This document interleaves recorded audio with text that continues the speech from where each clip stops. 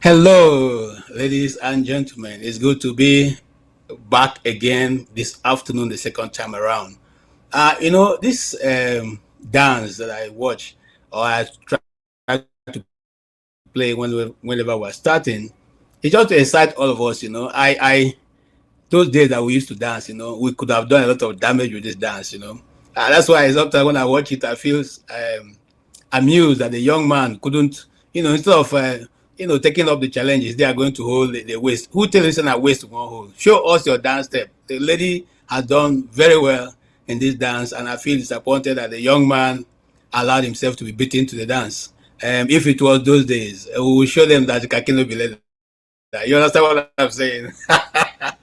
Okay, you wouldn't even believe that. The Sharo dance. I used to dance the Sharo dance very well. The Angas dance, the Jarawa dance from Plateau State, the Thief dance, the the Bata dance, from the fisherman dance, all the normal dance steps in Nigeria that's quite popular. So we used to choreograph those things those days, and were among the group that made it very popular. Today, so when I see some of the dance steps being and some of the choreography that we introduce into the system, and people are doing it, they don't even know who started it. It makes me, it just amuses me. That's how the world is, you may be a major player today, but by tomorrow you probably not be found in the scene. That does not mean that you have not contributed a quarter. Even though, like the Igbos will say, a person who does not know a man calls him that man. So now people can refer to us as that man. But we used to be there. Kudos to them. All right. So today we're going to be looking at very serious topics, and the topic we're going to be looking at, majorly my work have been cut out for me, and I'm going to be looking at what was discussed earlier from Nnaemeka Obiaraeri, who was here with us. He spoke eloquently and honestly. If we had Nigerian men, citizens, speaking this way to the system, I'm sure that we will not be where we are. Although you can also argue that we've had men who spoke the truth and they were never able to implement what they have spoken about because that truth was not allowed to land. They were rather scuffled. They were rather harassed. They were rather imprisoned. And when the journalists decide to talk about it, later bombs are sent to them.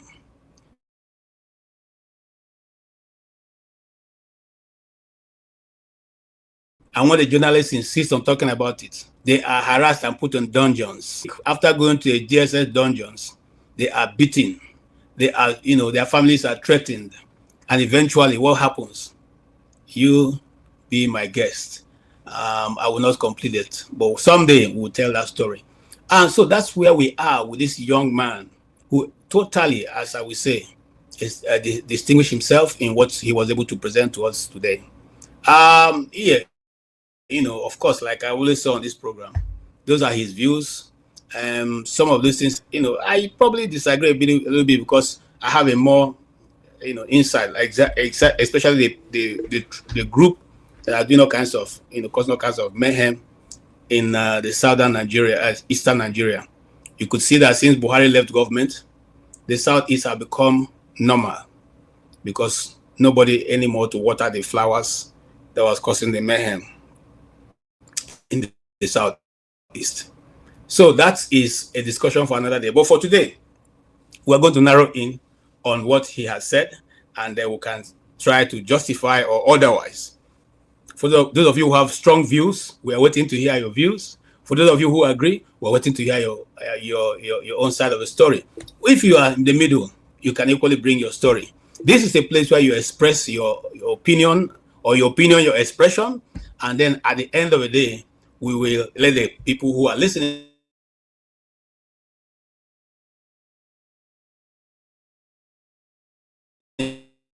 to us be the judge of whatever you are presented or otherwise. My name is Internet. I'm sorry to say that it's not a bit, it is a bit not stable today, so bear with me. I'm trying to get a new internet system that will not be going off and on, especially when I'm making a very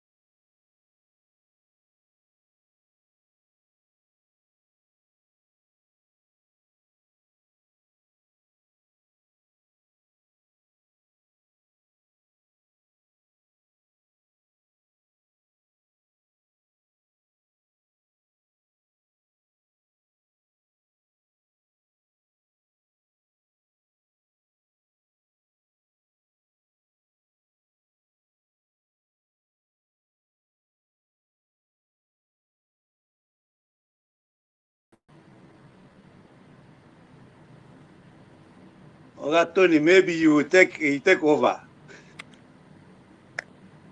You did. Recolonization, how you did? One name Tony. Good evening. Good evening, my brother. How you doing? Well, Wow, this kind wahala. yeah. I mean, not be America in there. Is it America or UK? I don't know. I'm in These things KJ. happen. I'm in KJ. Yes, I think it's in the US. Yeah. I think your sometimes the Wi-Fi over there is weak. I don't know what's happening. These things happen. Sometimes the elements, are very, very funny. How you doing? One name okay. Thank God. Your side, Uncle. Anyị ekene Chukwu, my brother. Anyị ekene Chukwu. Yeah. We and our president here, we dey put leg for one trouser. your your president, though, he's trying to upset the Europeans. So Not only Europeans, the whole world generally, just on him Europeans, everything. If it's on, nobody is telling him, exactly. no You go know, forward, no go back. he's my a good friend, but where I was this afternoon, I had some round table with my German friends, and they really bombarded me with they were so angry with me. I surrendered. I said, okay, This Greenland something is for me. I don't know. I don't. It's not acceptable at all. You should take it easy. It's not only with Europe, even within us here, we do fight them, So I don't understand. I think suddenly the world has just become a unipolar world where just one person go they Yeah. dictate what happens in the world, and every other person is looking. I They mean, just talk. just talk, and that's why sometimes, like yesterday, I don't know whether you were on this platform yesterday, when people always come and blame, put our problem on foreigners. Oh, KJ is back. Oh, KJ is back. KJ, what happened to you? KJ, you you are too critical of Wike and this thing, so they won't show you pepper. KJ, they want to paper. They don't attack you, not attack, not spiritual attack. It's not even step. Look at this. It's already hanging too. Yeah. Oh, it's still. I thought it came on. It came on, but it's hanging. It's frozen again. Okay. Yeah. Now, wow. KJ, what thing happened to you? I think in America, you guys live in a very big house, so sometimes the router is far away from you guys. Yeah. When I visit America, you see the router very far away from my room, So I find it difficult to connect until I come out and go very close to the router. Yes, that's the problem. It happens to me too. But meanwhile, while we're waiting for KJ, you listen to the guests. Yes, in the first session. What are your impressions? Yeah, this young man, honestly, I've been following him for a very long time, even when he was frequently coming up on channel television, Arise Television. All of a sudden they stopped inviting him. In fact, that was I wanted to ask him the question, but it's escaped my memory, because for a very long time now he has not been, featuring on those, channels. I wanted to ask him what happened, because he's a critic, and Nigerians, they don't want such people to appear on their television. Sometimes they get even fined, just like Catch on Onujuna. If you watch out, Catch on Onujuna for a very long time now, it's not appearing on all these legacy media platforms. If you are very attentive, I don't know if you follow them. Yes. If you follow Arise Television channels, Catch on Onujuna is no more featuring their off, because I believe that they sanction those ones. So this young man that appeared today is a very brilliant young man. I concur with what he said. I don't have any objection what he said, because if you look at now what is happening in Nigeria, the problem we have in Nigeria is leadership, not foreign, not new colonialist, imperialist. Okay. Jide is going to be angry with you for that. Okay. That's my problem with him. Okay, can you all hear me? Can you all hear me? All right, thank you so much. Tony, just remember that if this happens again and I go off, just go ahead with the discussion and I'll have to come back. My wife was advising that I get another internet service apart from this one I'm using from the house. So I think I now have to take advice seriously. I didn't want to spend that $35 now, but I have to spend it. So I don't understand what's even going on. Why it's disconnecting? Maybe it is just like people have said on their comments. Anyway, let's go ahead. Tony, you're welcome. What's your take on what we discussed so far with Dr.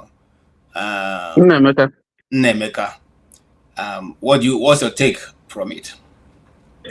Well, I listened to him. For me, he said quite a lot of things that were insightful. There are a lot of things that he said that I can relate to, that I think are really germane. But there were a few other things that were controversial. So it depends on what position and what side you belong to. Um, with specific reference to Nigeria and in trying to explain some of the reasons why we are where we are today, I think I agree with him that if you look at the way we started in the 60s, all the projections, all the indices show that Nigeria was more progressive than it is now. If you look at it, we have retrogressed. Um, we have not been strategic in planning. We have not been visionary. Perhaps it's a leadership problem, but I think there's also the followership problem, where we have the followership have not been um, they've been more like docile, not the way we see in some other countries where people come out and take their destiny in their hands and even stay there even when they are being killed, and they remain there and until something else happens. I think I miss that guy, yo. Yeah.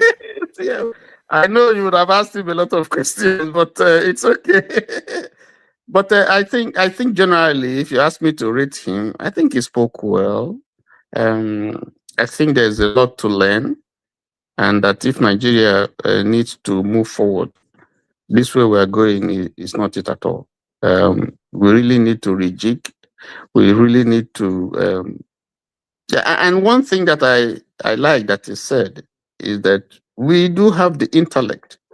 We have men and women who can able to chart a way forward for Nigeria. But the problem is maybe the system doesn't allow them. Um, and from the thing that he said, he seemed to suggest that yes, there is the will by some people to do great things for Nigeria, but the system itself sort of emasculates the people and does not give them the latitude enough to be able to intervene in a way that will move the country forward. So let me just stop there. And Oh, that's what I thank think. you, Tony, for your initial comment. Yes, Mazi Okpara, on this channel, I've said earlier that government in Nigeria know what to do. If I was in government in Nigeria, I would have turned the whole of this, the middle belt into an agricultural, and he has even come to prove the fact that this thing is practicable. He's doing it live and direct, even till today.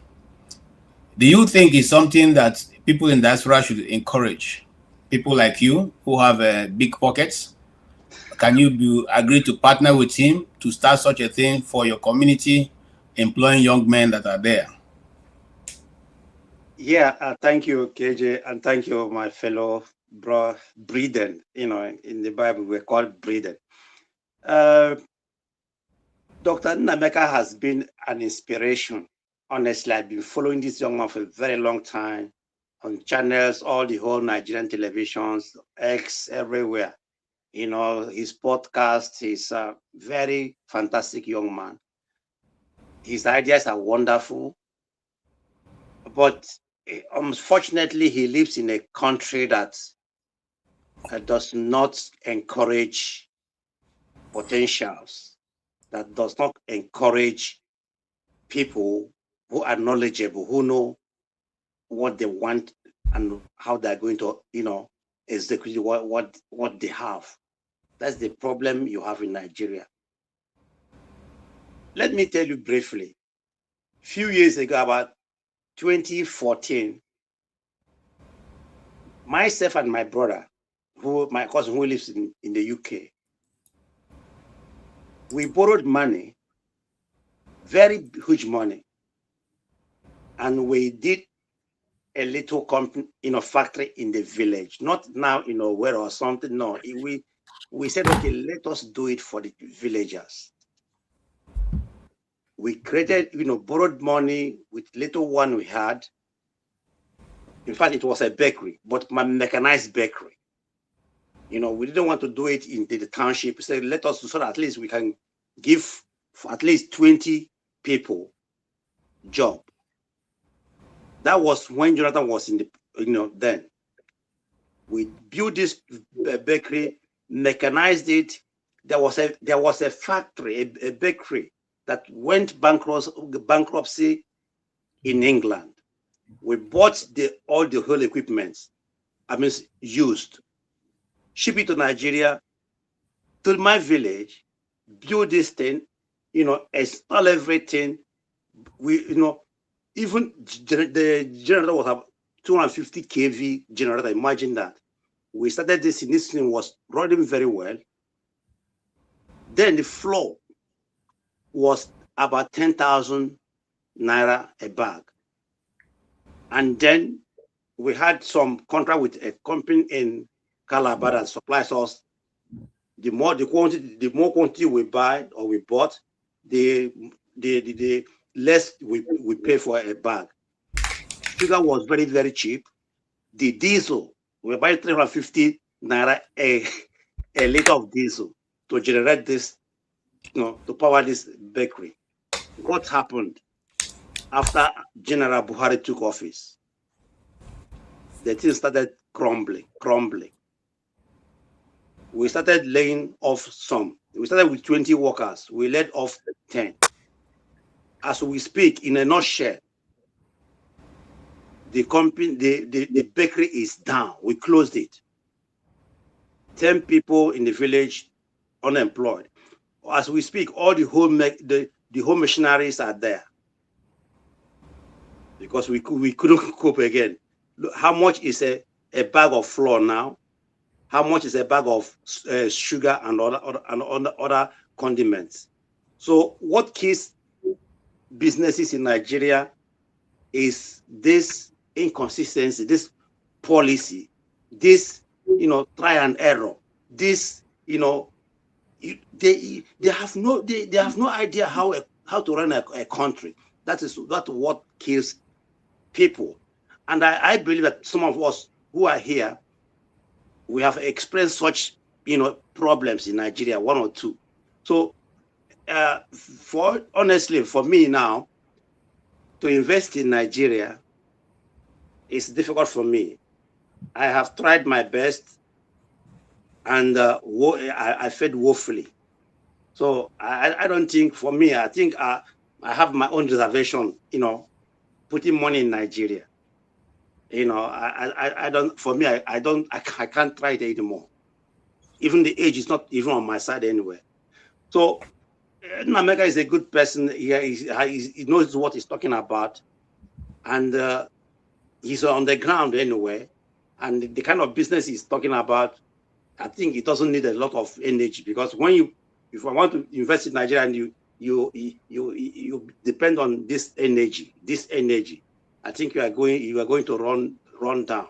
But he's a good guy. I believe what he said. Mostly when he blamed the leadership in Nigeria, not foreigners. That's where I said thank you. Because some people who come here, they will blame America, they will blame England, they will blame our 65 years we are independence, and yet we cannot afford even ordinary electricity. That is our problem. Leadership is the problem we have in Nigeria, not America, not neo-colonialists, not neo-imperialists. We are the problem to ourselves. Until we accept this fact that we are problem to ourselves, we are going nowhere. Thank you. Thank you so much. And I agree with you. And I totally agree with you. If you have, they say a person when a snake bite, or if you see lizard turn to crocodile. So I agree with you totally. Listen, the truth is this. Just talking to him today, I remember my great grandfather. He had a plantation. He had a palm tree plantation that was over 500 at the time. He's still standing to today. My great I didn't meet him. I didn't meet my grandfather. Okay, I only know my father. So imagine what they had is still there, standing to date in behind our house in the village. Okay, they had cashew plantation as a family. It's still standing. People are still benefiting from it till today. Those of my relatives in the community. So you find out that these things, this culture have been lost. Today, I'm just being reminded, what are you going to leave for your children? Look at what these people left. I'm not even having any plantain, or I don't have nothing. My father even has a plantation that he left there. I don't have any. So I think it's time for us to change our mindset. Why is it if his network trying to misbehave now that I'm coming to her? Now me first call, now my turn. No. Okay. All right, go ahead there, Revolution. So let's go ahead. You see, KJ and brothers and sisters, let me tell you now one thing. You see that bros wake up. Is this, say we have a problem in Nigeria. When we they mention that problem too now, sometimes when I go to say Rasta people don't come. This guy look at me, go school, what does he know? No problem. We go there, but we go there remind you now the Nigerian problem. You see, when people they talk, you can talk the whole thing where they this world, read the whole Bible where they this world. Tell us what everybody know. What that brother they talk today, who don't know about him, say it happen for Nigeria. Now today starts. Me, I'm tired of this talking where would they talk for Nigeria. You understand? Mazi Opara says something. Now, if I talk my own now, I go to say a liar, they lie. The thing will remain for Nigeria na solution. All this reminding us, all this reminding us, I lost this business, I do this, election next year, defend your vote, do this. When we know all those things na rubbish, it go come, it go pass, we go continue to argue. This 2026, make we change our direction. I don't want anybody to keep reminding us our problem in Nigeria. Oh, leadership, blah, blah, blah. Well, we know. What are we doing to do something, make this argument, complainants, everything where would they do? That is where our energy is supposed to be focused on.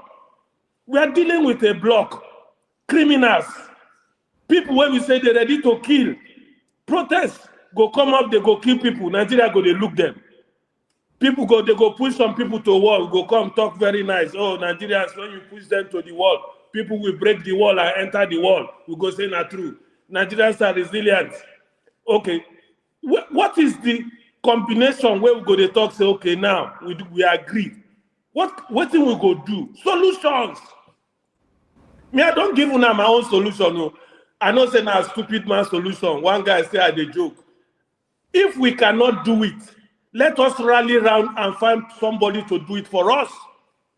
Our brother and our leader, Shore, he called for ordinary protest. Igbo leaders go say, no, na Yoruba man, don't come out. Don't join him.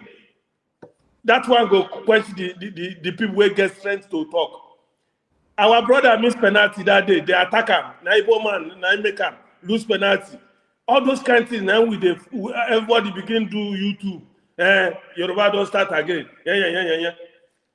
Let me end by telling you guys, we say, until we're ready to channel our complaint and energy to solution where go save Nigeria.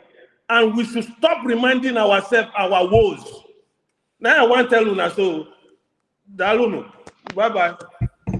Thank you so much. I hear you. And your contribution is not, don't say your contribution, it makes sense. And like we say in this program, it is your idea, it's your own, you own it. Nobody can take it from you. If it wasn't important, God will make you. You are here for a purpose. So that's how anybody who is reasonable. I'll give you an example before I move to the next person. When I was doing my final year in theater arts directing, we had a certain professor who came from Jaws. His name is Professor Emma. Professor Emma was a designer. He was design and theater, design and stage designing. And he came and he was taking us on our final exam. And when we finished doing our design on the theater, and he calls the security man who wasn't even hearing English. The security man calls the man and says, "Can you interpret? Do you know what these people are trying to do?" The man said, "Yes." So what are they trying to do? He explained to the man. So later when the guy had gone, I called the prof. I said, Prof, when you go, lecturers, I didn't ask them, you want to call this man? He said, no, if the ordinary man cannot interpret what you are doing, then what you are doing is useless. because they're going to be producing and acting for the ordinary man. So if the ordinary man cannot interpret your design, of what use is that design to anybody if you need to intellectual capacity to interpret it? So what I'm simply saying is this: if in a society, how many people are those of you who live in the US? How many people have PhDs while you work? How many people have masters while you work? How many people have doctorate degrees while you work? Sometimes you don't even have people. Those who even run where I work, the guy didn't even go to university. Talk more of having a degree or second or 2 degrees. So this is this bend that have kept our country where we are, and until we move forward using the ordinary man and everybody's contribution, we're not going anywhere. That's the truth. Anyway, let's move to Ife, because Ife is here early. We'll have to let her speak. If you remember that last time you said you will speak, oh, don't begin to shake head now.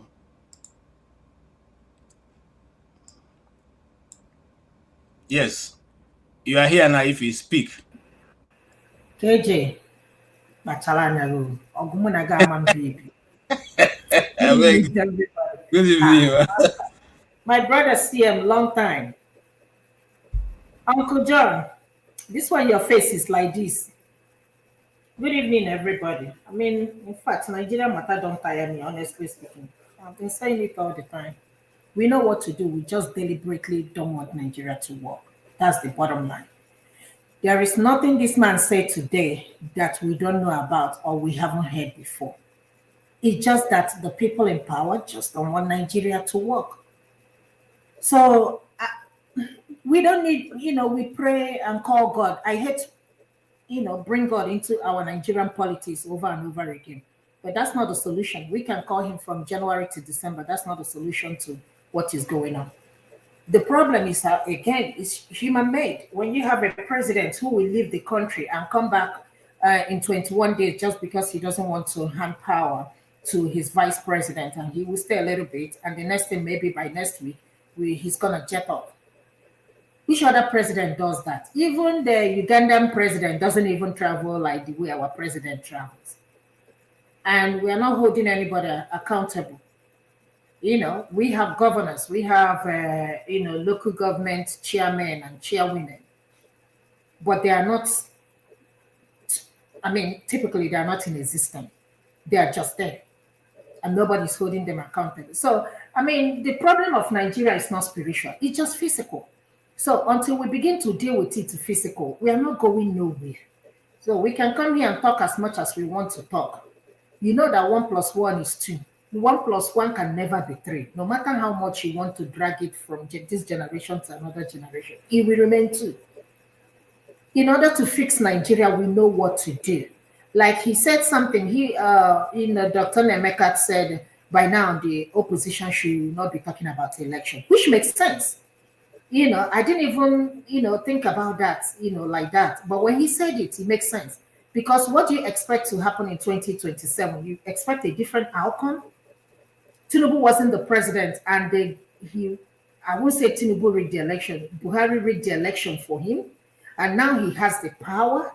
And you think he's gonna let you people, Obi and co? It's not gonna happen, Of course, like our brother said, all he needs is INEC and judiciary and case closed. And again, Mahmoud or whoever that is there now will tell us to go to court, and you're gonna have the same outcome. So if you don't do something differently, I don't think there is any reason for us to be having an election. And finally, I know a lot of people hate to, but I will keep saying it. If for people who believe in regionalization, if we can do that, let everybody go their own way. Let's stop lying to ourselves that, we are one Nigeria, because we are not. A lot of people are benefiting more than the other. We say that we are copying democracy from the United States. Is this how they operate? Is this how they operate?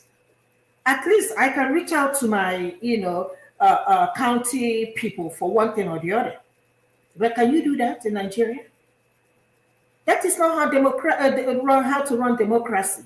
So let us stop lying to ourselves. If we truly want this country to work, we know what to do. The president and the whole of other people. President left the country. Vice president left the country. Who was running the country? Nobody. Akpabio is sick. Of course, we definitely know that. So who was running the country? Nobody. It's just like a family where mama is not there, papa is not there. Who's running the house? And we all kept quiet and moved on as if nothing is going on or nothing happened. But we are busy hailing each other on social media. Like you said, money and water. That is all we want to know. The youth, they don't want to do anything anymore. Everybody wants to make quick money. Everybody want to be a content creator. Nobody wants to do more boy business and other stuff. Just anything to make money. Quick, go to ritual, Baba Lawa or whoever to get money. That is what the youths are, interested in living the country. Like I was talking to somebody and he was like, I'm making somebody ask me to pay something in order to help me process the visa to Canada. I said, you are stupid. You don't need somebody to process anything. If you want, go to their website, look at the requirements, and present. You will be the one to go to the interview. There is nothing like prepare you for interview because you can prepare somebody for anything you want to. You go there and meet a different person. So we have always wanted easy cut, but we don't want to put in the work. How are we going to move our country forward? And I agree with him, Nigeria is irredeemable. Everybody is so selfish. Our politicians, people go into politics not to work for the citizen. People go into politics just for their own benefit. You see people when they're vying for governorship or any of the political office, they'll tell you, I can't wait. That's my cousin. If he enters there, my whole problem is gone. Are you kidding me? So people like me that don't know anybody in politics, what's going to happen to us? And that is the type of mindset that we have. When the governor of Georgia, there was a time I was in the hospital, and the governor came on our unit with only 2 people, no security. 2 people stopped at the nursing station, chatted with us. We talked and talked and talked. No security. They didn't tell us the governor is coming. He just walked in, came to visit somebody. Can that happen in Nigeria without having 200 security people following you? 2 people. He parked in the parking lot, walked himself up to the 3rd floor. So when you talk about democracy, if I'm copying KG, I have to copy KG from head to toe, what KG is doing right. But I haven't seen anything like democracy in Nigeria. You're talking about let Tinubu do his 8 years. Is there any way in our constitution that said that once you do 4 years, you must do another 4 years? Is that what the constitution said? It is south, it's north, it's south, north, east, and west. See, this is one thing I've always said. If you want to start doing this election by north and east and west and north, whatever it is, what you have to do is this. Let us start this campaign. If you want the north to do 8 years, leave the 8 years for them. We won't talk about the election. They give us the president. They do 8 years. When it gets to the turn of south, we don't need to worry about anything. The south will do their 8 years and then go back to north, since that's how we want to do it. And why are we people afraid of disintegration? Why are people afraid of disintegration? I am not afraid. I hate to say this, but I will. Let's not even talk about marginalization, because there are other people in South that, so let me not make it Igbo or Yoruba or Hausa. No, everybody's being marginalized in Nigeria. So the little things that we can get, we can't even get it. I was listening to somebody, I think Peter Aka, somebody on social media. All of a sudden, they will move you from band A to band E. The minister for electricity or power is busy trying to save up the money that he will use to go vie for governorship election. I think it's one of the states. Go and see the mansion that he built. Where did he get the money from? Tell me the business that he's doing. Tell me, where did he get the money? I work with one of his friends. He said, he works in whatever. He used to be whatever of a CBN. I said, are you telling me that he built this mansion with his salary? He said, you will not understand. You have carried your Igbo stuff. I said, that is the problem. I said, look at you doing tech job. He will call you and you will go represent him somewhere. They will give you money. So let us stop lying to ourselves. Masca is here. Masca, I think you're from the north. I'm not sure. Uncle John is here from Benue. I'm not sure what part. But let us tell ourselves the truth. I cannot go to Benin now and tell the governor there that I'm looking for a job in the. I say this all the time. He will not listen to me. He will tell me to go back to my state. So we are responsible, all of us. Are you suggesting that if I go to your state now, they will give me work? Good luck. That's all I say. Good luck. They're not going to give you work, Master. Let's be honest with that. It's going to be hard. I'm not saying that because it's going to be hard for me to come to your state and get a job as an Igbo person. And it's going to be difficult for you to go to East and get it. Let's be honest. It's everywhere. And that's why I am saying disintegrate. Let everybody go find your own way. Develop your area. The election, there will not be a different outcome in 2027. It's still going to be the same. Let us stop deceiving ourselves. Let me even stop talking about this election. Because after 2027, we will come here, look stupidly, and analyze the same result of 2023. Thank you.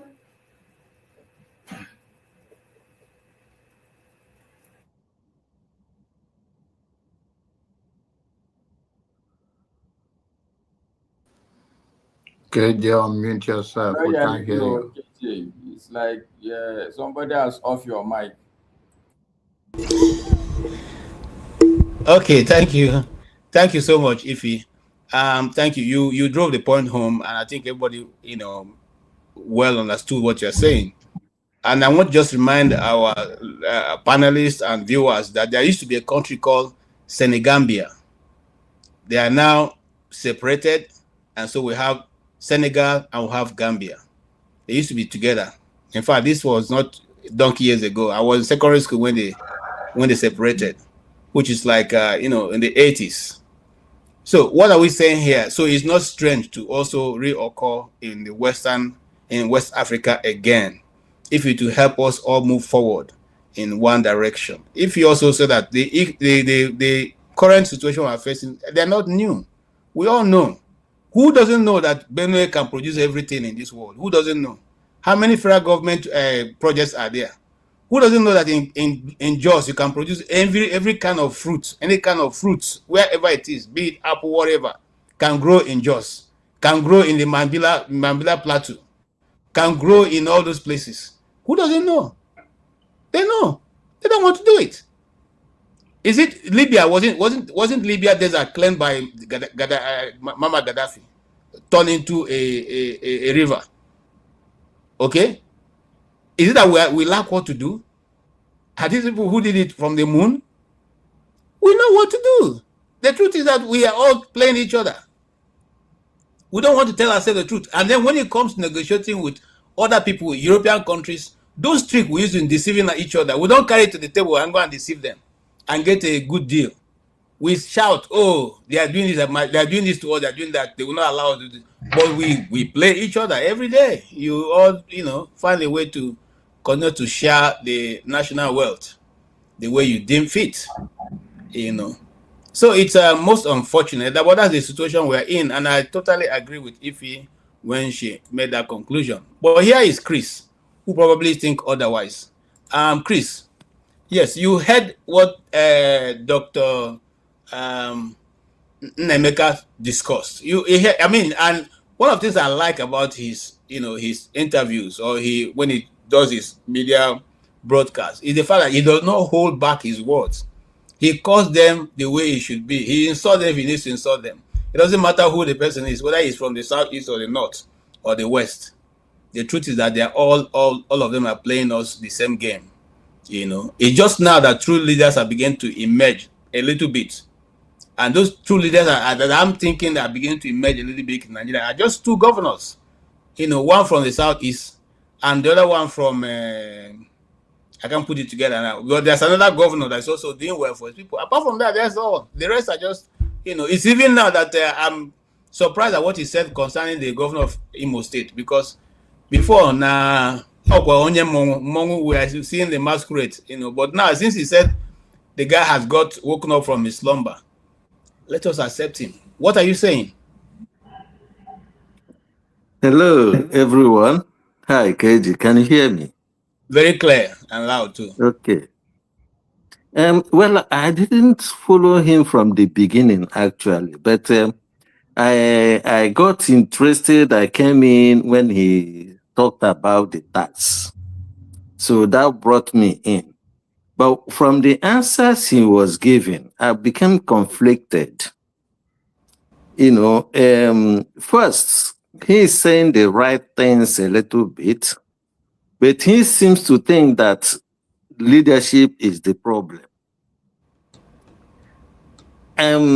Let's go back to history. I like history. In 1960 to 66, we have good crop of leaders. People will always say, every day we keep on saying they are our heroes. And I can't see any other, since then, I haven't seen any other better leaders, group of leaders that are better than them. Then the question is asked, if the leadership is the problem of Nigeria, why did the First Republic fail under them? People will say, oh, the army took over. Army took over. They didn't just take over. There was a reason why they took over. It was the failure of the system that made them to come to try to salvage it. So the leadership wasn't the problem. You see, when you start a company, you always have this, what they call mission statement. Every company has it. Vision. That is, it tells you the vision of that company. When Azikiwe, Awolowo, and Saduana Osokoto were handed over Nigeria, each one of them had the vision of what Nigeria would be to them. One says he wants to conquer Nigeria. The other one wants to hybridize the whole nation into one. The other one saying, no, you stay there, I stay there, and then we can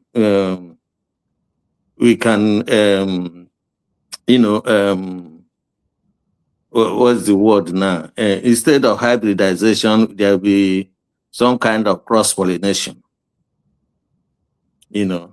So while they were where they were at it, one of them decided that he will enforce his vision on Nigeria. So he went into Southwest. That caused the problem. And then, in fact, not only in Southwest, actually, he decided to kill the Middle Belt. So he was sending military to suppress the Middle Belt. Because they were saying they were trying to resist certain things. They were trying to, establish themselves.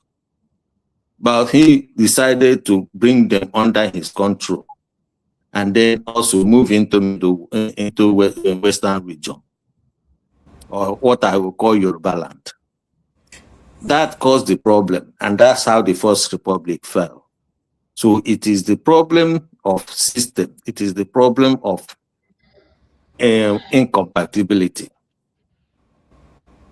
So when people come here and say bad leaders, when you design any system that you will expect good people to run it, then that system is not good at all. If you design a car that you need a very good driver to drive, that car is not good. That system is not good. So I became conflicted when he kept on saying all these things about the need for Southeast to develop, which I agree with him, and the way he went about it. And then he said that Nigeria is unredeemable. But on the other hand, he is trying to condemn those who are saying, okay, well, let's find another solution or another alternative to Nigeria. You see? So that's where I became conflicted.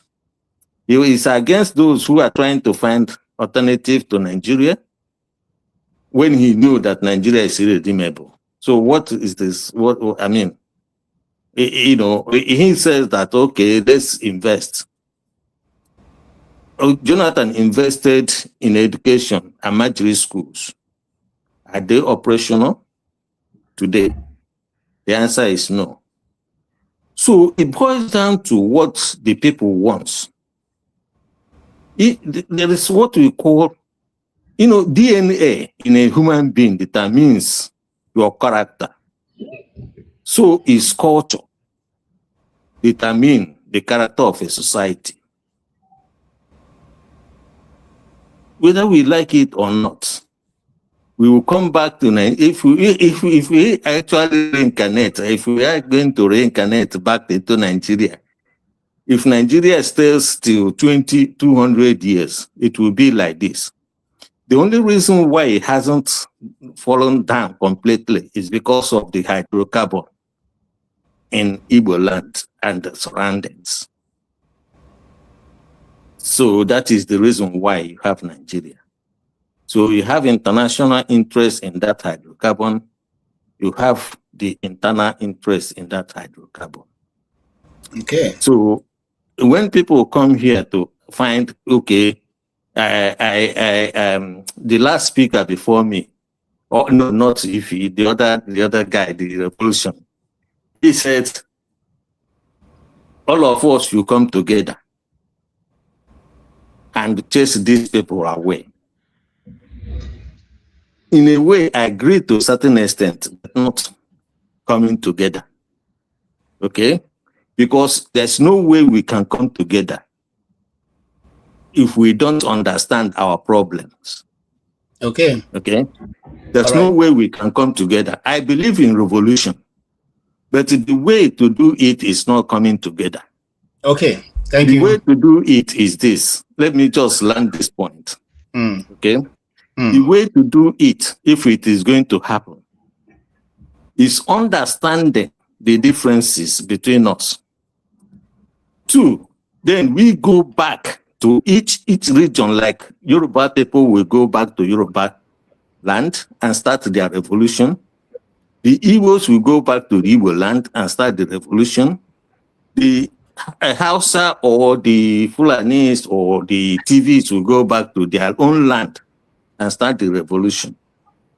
Now, the point I'm trying to make here is simple.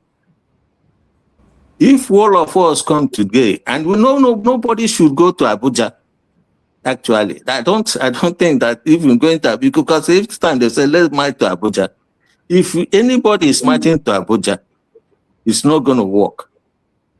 So go back to your home village, to your village, to your states, to your locality, to your ethnic nationality, to your nations. Okay, can I ask a question before I move forward? Okay. Since you are talking about history, the reason why the coup failed in the first place was because this idea was what was used, but individuals who went to those regions didn't carry out their own function. How are you sure that when you come together to again plan to go back to your regions and go and do the revolution, that it will not bring the same result as the one that was in 1966? Yes, I said, I asked the country. I said failed. I didn't ask about the coup. Okay. No, I'm not talking about the coup. I didn't ask about why the coup failed. Right? I understand your question, but I'm coming. I'm going to answer it. Okay. Now, the reason why I said each nationality must go to their own nations to try this revolution is one, because they must have a constitution. They must provide for themselves the constitution they want to rule themselves with. And then they can go and start that revolution. Start telling them, it may not be just a revolution. All they need to do is to force their representative in their nation and tell them they must pass this constitution as their own way of the way they want to be governed. Okay? That's the only way Nigeria can be salvaged. Because if you go, the reason why is if you come together and then somebody will say to you, oh, this is Igbo. Don't forget, Nnamdi Kanu is now in prison because of the NSTARS. So you're not going to tell an Igbo man to come and to start any revolution, to remove Tinubu from office, and he will agree. In the first place, Yoruba man will say, why Tinubu is no worse than what's that man? The mask wearer. The former president. Buhari. Okay? Buhari. So Tinubu is no worse than Buhari. So why now? Why do you want to remove Tinubu? All right. Let's move on. Let's move on. I hear what you're saying. I'm just too afraid that Nigeria is too divided right now for any kind of concession to be built on the central level, with people accepting to do certain things in their region and it to be accepted. Of course, that Nnamdi Kanu never took part in the the NSAS, but because he even lent a voice, the people who took part are not in prison. He is in prison. So I'll be careful to say if things should be done across board, or even at the regional level, because once he fails, it becomes that that particular ethnic group where he fails from will be the ones that will be held accountable, because they will say it is them who have planned another one. Even the one that we now know that was not. Let me tell you why it will not fail. Being said is not an Igbo by the Let me tell you why this one will not fail. The reason why it will not fail is simple. Okay?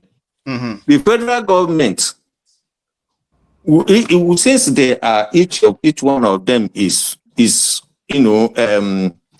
doing whatever match they are doing within their own nationality, there will be no reason for the federal government to take up soldiers to go and kill the Yorubas, or to take up soldiers to go and kill the Igbos, or to take soldiers and go and kill the Fulanis or the TVs, who are actually asking their people to rule them the way they want to rule them. And if they do, then that's when the international community will be interested in this. Because it will, there's no reasonable man or soldier you will say, okay, the Yorubas will go, they will ask the Yorubas, why do you want to go and kill my people? They are not in your place. They have soldiers in Europe. All right, let's move on. Okay, thank you so much. Each one of us must have to do it that way. That's the best way you can succeed. But to come together, it's not possible. Okay, thank you so much. And I just want to move on. One of the best advice given in the modern Nigerian history is the advice that was given by the Sultan of Sokoto. And I'm not saying this to patronize him, but I think that advice was wisdom that we should write into our nation and spirit. Let's not forget our differences. Let's understand them. And when we do understand them, we know how we can go forward. I'm coming to you, Janaba. This gentleman made this statement many years ago. Has that which he said actually caught up with us, or is it that we have been able to understand our differences? Yeah, Janaba. KJ and fellow panelists, good evening. The young man spoke well. Have some my own understanding in agree or disagree in some ways. But coming to the issue of Nigeria, whether we go sectional at this point, it make no difference. What will make difference, in my own opinion, is the citizen, a radical leader should allow the citizen to bear firearms to protect themselves and to protect their domain. In doing so, it put pressure on the radical or the reckless leaders to behave and reckless citizens. Mind you, in order to see such a leader that will come very strong, it's not going to be through the democracy we are practicing right now. This is a chop by chop uh, democracy, and that's why some people say, "Oh, let the North do 8 years, let the East do 8 years, let the West do 8 years, and with the minority, we're on our own." Because that is no leadership. The minority can lead, the majority can lead, as far as there is a system in place.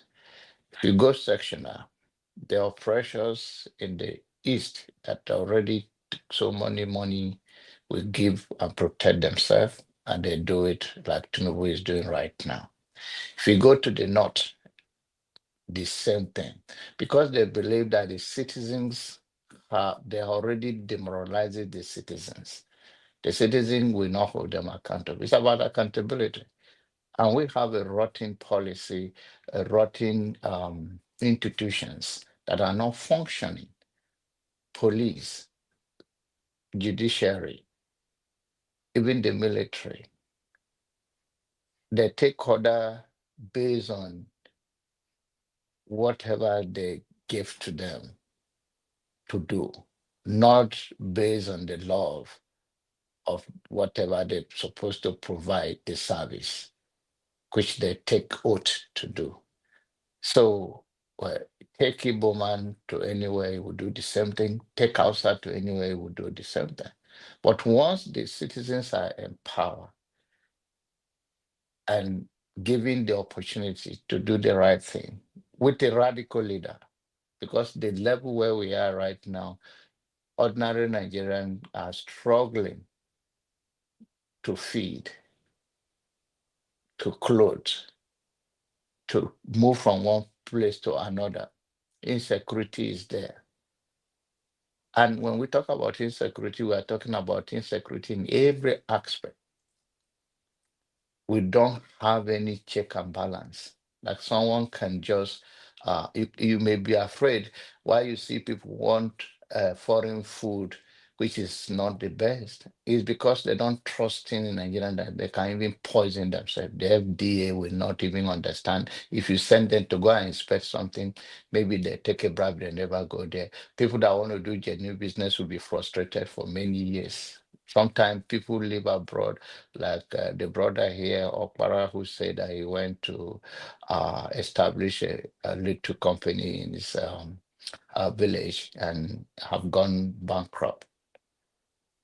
Because it's the mentality. It may not be the cost of the product, or they are not seeing the product to use for the bakery, the flour. Even if you if it become expensive, what you do is to increase the price, because the retail, the end consumer will bear the burden somehow, especially when it comes to food. But it's the mentality that many business that you run in Nigeria, if you are not there in person, and even when you are there, you have to be proactive and put so many measures together to make it work. Those that you employ in order to support them to get to feed their family, be responsible as a man in their family or woman. They are the one that will come and loot you. Never understand that if this company go down, federal government do not give them job. And in any society, federal government, state government, or local government, they are not a big employer of the citizens. It's a small business. And this is the mentality across Nigeria. It's not any Yoruba, any Hausa specific or special or immune to it.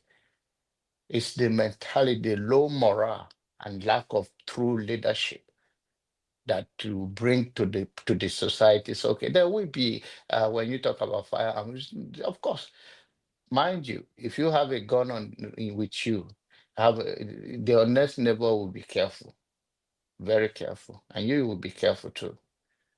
Of course, Nigeria, we are born with anger. You see us come here, we express ourselves. Just imagine if you are one studio, there will be exchange of blow. I even know somebody I will blow right now here. so, so, so, so, so it's not, we are not, we are incompetent in so many ways. They say there is no job. Go to your family, immediate family now in Nigeria. They are not competent. Not too many Nigerians are competent, even know ethic, how to work. Even you give them job. Some of them, those people that want to join fire service, want to join the civil defense, is because they can take the uniform and never go there and still collect the money. So who is working? How things will work? So this is the country we have. And we need a true radical leader that will say enough is enough. Let's start all over again. And of course, that means, and as I round up, that means that if whatever you are saying, the foreign power that intervene in our issues, maybe they see that you are serious, there will be sanctions. But any nations, China and other nations, have faced it and overcome it, which means Nigerian, that once that leader emerge, it will be tough, very tough, but there will be a path forward. But not this whether I chop democracy of 8 years and then we continue going this way and we keep talking here and there every day. I think that is not the way forward.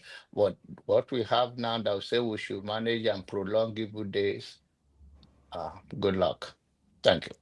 Thank you so much. KJ, let me tell my brother John Abba, you are right, but what made us to collapse or to stop the production was not because people were not competent. What made us was the cost of production. Okay. Diesel went, high. Everything went high, and we couldn't compete because the bakery is a very competitive. Those ones who were there already, they had already made their market. But we, as the starter, it was difficult for us to, from 10,000 to 40,000 to 45 to 75,000. It was horrible. Even if you look at the bakeries, business in Nigeria, most of them collapsed. Many of them collapsed because of the high cost of production and materials. Thank you. All right. Thank you. I totally agree with that. Jonaba, at that time I was in Abuja when the late head of state took over, and I was engaged in so many businesses. One of the business I used to do, which is my part-time business, was the FLP, Forever Living Product. And at that time, registration was 150,000. In fact, 158,000 for you to register into that business. And that was before Buhari took over. Okay. In fact, it first went from what it used to be, about 50 something to 80 something to 150, doubled. Then we still had members, had people who are registering. And then some weeks after, that is 3 months in delay, that the dollar fell so much. It went to 500,000. And in all honesty, I didn't think I should approach a friend of mine like John Abba and to say, bring 500,000 and come and put into a business that you may not be able to recoup your money or even half of your money in 6 months. That's how majority of us dropped out of that business. Even though we were, before that happened, we were contributing 3% into the Nigerian economy from that business, that Forever Living business. It fell woefully. We were number 3 in the world, heading for number 1 before Buhari took over. We fell from that number 3 to somewhere, between 20 and something. I don't even know where they are now, because for me, I stopped the business. And many of my friends who were in it also stopped. I wasn't just a member, I was a senior manager. I was almost becoming, I was a senior manager. I had many people who were in the business with me, but majority of them also dropped out. So I'm simply saying that, the environment became so difficult that you could not continue to do the business. That was just it. You couldn't continue to do the business. Anyway, that's a lesson. If we learned it, well, I don't think we have learned it. But let's hear from the Blackstone. Maybe he has a different view from John Abba. So, and you heard what Dr. Nnaemeka said, and you heard his argument. I totally believe that if such people are given opportunity, they will be able to perform, because you can see what he's doing. And he's not the only one in Nigeria, but he just happened to be from the southeast. Do you think that such people should be given opportunity to express what they know on ground so that Nigeria can move forward? I say good day to everybody. Thank you, Mr. KJ, for this opportunity. Are you hearing me? Very clear. Mm-hmm. Yeah, I listened to Mr. Nnaemeka, right? And all that is said about Nigeria is true. And also, it been trying to encourage people actually to invest or do something in Nigeria is not a bad thing, right? In the farming industry, because it is there already, right? And so, yeah, this actually, if you are going into Nigeria to do any business, you have to be very, very careful, right? Because what I see in Nigeria is that the greatest and the biggest problem is the issue of character and dedication, right? And if you are going to go into Nigeria for anything, you have to be able to be sure that you are having the right people who has good character. And this issue of character also is a part of our political problem today. Because Nigeria doesn't value anything, all that it values money, right? And that have trickled down from the politicians to the common people. And anybody you talk to these days in Nigeria will tell you it's after money. And with that mindset, going to any position in Nigeria is going there to go and embezzle the state's resources, not to bring in ideas, right? So if you have people like Dr. Nnaemeka, right, in politics or appointed into the right offices, it be also very difficult for them to also to work and successful, because what about the people around them? What about these people who are working for him? Do they have same mindset with him? Because he himself can't carry out every responsibility. He has to pass some of the responsibility to the junior people or to staff and everything. What is the mindset of those people? What did they have in mind? So the Nigeria issue dealing with people is quite complex, because you can only talk about yourself. You can only talk about what you know. You cannot vouch for somebody else, right? I once had a lady who was the permanent secretary of the Paraseta, who just came there and everything. At the end of the year, she was quite clean. She was straightforward and everything. Was quite disciplined. At the end of the year, there were some of the money budgeted for their put and everything. There were some also other they didn't utilize all the money, and when it happens like that, I have to return it back to the federal account, right? The other of the colleagues came to him. We were there before he came to me, madam. This is how we do it. At the end of the year, there are money remaining, and this is how we do it. The man said no, she can't do it. No, say, madam, this is not the right and so on and so forth. At the end of the day, right? She was pressurized, and so she fell into their trap and everything. After 1 month later, then the government asks for an account and everything, you know. But she being the head, she was the only one that was affected, not even the junior officers or the people that coerced her to make it that share that money. She lost the job. So this is Nigeria, because we're all under pressure, because you don't know so much, because these people have been there for a very long time, right? And so they say that advising you, right? Because they have been there in this position, in that office, in that person for a very long time. You are just coming in, right? So this is like actually is character. It's character. The civil servant, everybody in Nigeria is after money. How do what they want to embezzle? How to want to enrich themselves? How to want to enrich their family? Okay. And so on that ground, so that such people who are having that idea, you give them a political position, or they're in politics, or they're in political, they will do worst, because they already have straight access to the funds and everything, the country money. So no matter what we do, Nigeria is in fact, I don't know how would I put it, because Nigeria is in a big mess. It's a big problem. I don't see Nigeria getting better in the next 20, 30 years.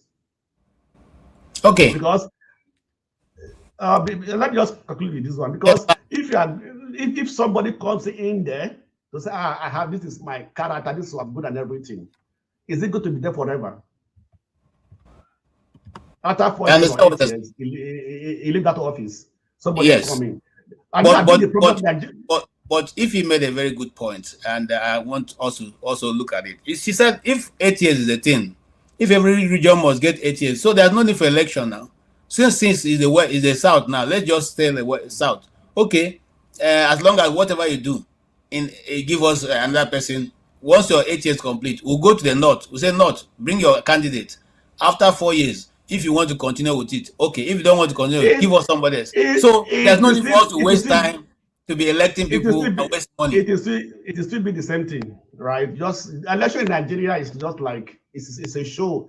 It's a show of that. Oh, we are democratic to the other part of the world, right? You know what they are doing. It has been arranged. Okay. It has been arranged. Okay, so because I don't know. There's nothing new. There's nothing strange. Even so, this is Nigeria for you, and these are the people for, because what actually baffled me is that what actually changed, and what made the people have that type of mindset that we have today. Looking at our forefathers, our fathers, and everything, would they have the same mindset? Thank you. So thank you. Thank you. I have very powerful men behind the stage. So if anybody is wanting to go out, we can bring those people in also. Then we will quickly wrap up. What the powerful men mean? Those are not they're not powerful. No, all of you are powerful. Now I'm saying I have powerful men like you people behind. So before they accuse me of marginalizing them, I don't KJ, want that to happen. take me backstage, KJ. Okay, thank you so much. Thank you. And let him not go. I really want to query him. Let him not go. Oh, really? I want to. Yes, I just. Okay, I will leave him. Even though if he's backstage, you still hear you. Tony, you still hear you. So I want to understand your position. You kind of being ambivalent. I want to. Okay, no problem. Now KJ, take me backstage. When is his turn? When he says whatever, then I can report it. You bring me back. All right, no wahala. Thank you so much. Okay. All right. Okay. KJ, put me on backstage. Okay, thank you so much. Also, that's where you belong. That's where you belong. CM, can we hear you? And yeah, Masker, I'm sorry you've been coming off and on. I don't know how the placement is now, but anybody who wants to speak first can also do. CM, go ahead. Then after that, Masker, you can come on. So, without too long. I don't know how long your network is going to remain. Good evening, KJ. Good evening, everybody.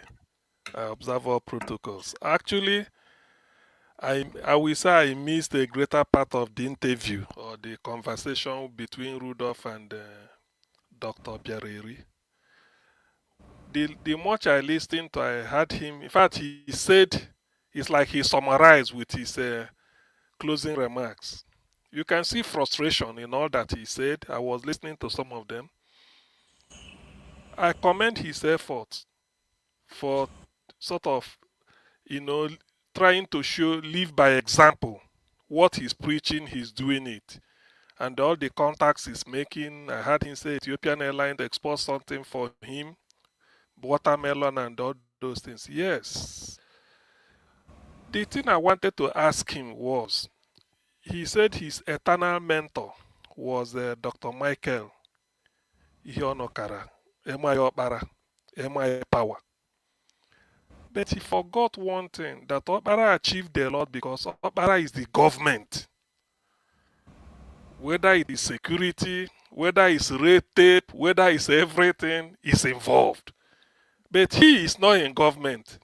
He said he invested 98 million on something, then unknown government carted everything away because there was no security. Yes, it is within his reach to provide money, to secure land, to do this.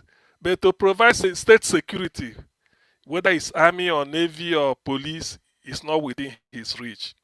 If it were MI Okpara, it won't happen. So in other words, the underlying thing there is government involvement. When they say enabling environment, it does not just mean absence of rainfall or absence of a tsunami, but like earthquake, all those things. No, this is what they call enabling environment. So my question to him would have been, you're comparing yourself with Okpara. Okpara is involved. It's like Okpara is the person doing it. He is the government. So he knows all these things. Nobody will bring red tape and then delay him. He wants to import something, he comes in, he wants to do this, he wants to export. But, well, from a private sector point of view, I give him a pass mark, he's trying. But that is not even I've seen people do it. As an Igbo, I know he can do more. He summarized, he said something, that the opposition in Nigeria, what they should do, because that comes from a long years of experience of our, what do they call it? Try your luck. If you take this one, you go chop my money. If you don't take this one, if you take them, I go chop you. Now we they do. I don't want to say it in Igbo because some people may not understand it, but it's very interesting. The person will play card, say, this is the card you will take so that you will eat my money. Don't ever take this one. If you take that one he pointed, your money don't go. He will not blame you, say, Shebi, I told you. You say, but it's the more you look, the less you see. You see, he said the right thing. That ordinarily, it could have been a case of, we at this point, we halt. We sort out the internal contradictions, I keep saying it here. Part of it is, how do we relate to each other? It's not just doing an election every 4 years. Tinubu was an outsider looking in, and he said he bought the seat with his money. Remember, he said, I bought this, I bought it. Those that he bought it from, whether they issued him receipt, I don't know. Now he's now the seller. He's going to buy it from himself. You see the thing? A professor of law, for his former member of his legal team, is now in charge of INEC. So no buzz about that. That's why Chido Denkalo saw it and said, Tinubu doesn't, I think if he corroborated it, Tinubu doesn't need even this campaign. 2023, he did not campaign. He did not come for debate. Even to debate Atiku or to debate P2B or debate Showore or any other, he didn't come for debate. Tinubu has a TV station, TVC. Even if you don't want to debate us, go there and sit in your body lawn. Babajide Kolade Otitoju, you are Man Friday. We bring a camera, focus it. They will even tell you what to say. They make believe. They say Tinubu has spoken. These are his policy. I mean, there are so many, what do they call them? Spin doctors. They will spin it to the way it should be. He couldn't even do this. He went to Chatham House. We thought he would disgrace himself. He was dishing out questions. Hey, Rufa, you handle this. Bayo Nonoga, you do this. He was giving them questions. In the end, look at where Nigeria is. So are you now telling me that judiciary is in his pocket? So what are you talking about? How do you, what? Judiciary is in his pocket. already. The INEC, we are talking of resources. So he just wait when he reached. His only concern is to please Trump. That's why he released $9 million. Let them go and tell Trump that now that Igbo man where they on where they sell a screwdriver. Now they deceive them. Forgetting that Trump sent people to go and see for himself. Say go for fact finding. And those people came and file report. Yet they are still blaming a person where they sell or cracker or screwdriver furniture. So you see, everything, what Obiaraeri said that I really love when he's in final remarks is this. At this point, Oyibo man say when you see yourself in a hole, you stop digging. Nigeria should stop digging. Nigeria has long, this idea of a unity at all cost. It has cost us human material resources and made us underdeveloped. Nigerians are living in Stone Age. For those that really want to tell, that can see beyond their nose, it has cost us a lot. This is the time they say you have to stop and then ask questions. It's no longer a case of run the mill. We do election. I hit you. I go and give dollar. This one we give. This one I will outbid you. In 2012, in 1992, I read a Time magazine. June 1992. At that time, they were preparing for June 12. A year before June 12, I read a Time magazine. The title is "Who Are They? Americans Debate Their Identity." Who are they? Americans debate their identity. That is the point Nigeria should be talking now. Because this is a new generation. The generation that fought the war that have been sowing all this, all this ridiculous, this person, everybody is tired now. So this is the time. What he said was, Nigeria cannot move. We are now borrowing money to pay salary. We borrow money. Out of the money we borrowed, we take $9 million to go and give some Americans to come and be telling lies. Even when the American ambassador is in Abuja, seeing things for himself. Riley Moore is now visiting Nigeria. He filed a report. Mossad, Israeli secret agents are in Nigeria. So what lie are you going to go and tell Donald Trump? You are lobbying. We go and tell him that we are doing something. But Mossad is there telling them where to bomb next. So that when they aggregate, they did. It's a shame. That's why I said, when you see yourself in a hole, you stop digging. Nigeria should stop all this. This juvenile ostracism. You hide yourself in the sand where your dirty posterior is. Everybody's laughing at you. So what nonsense are they talking about? What I should have told Obiaraeri was, what he should be telling people is that if we cannot sit down now and say no more election, what we want is everybody stay in your own corner for now and go and sort yourself out.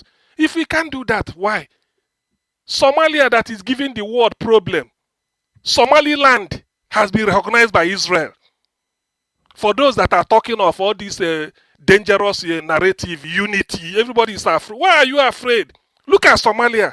Since the exit of Mohammed Siad Barre in 1989, Somalia has been a war-torn country. Internal strife. Now they realize that the area called Somaliland want to be away. Israel recognized them. They are now, so the other one is called Puntland. They also want to be on their own. Eritrea. So why should Nigeria? Because we've tried it. What haven't we tried? We've tried each other. There is all these things people are talking about. No good leader can emerge like this. Sometimes I pity P2BO.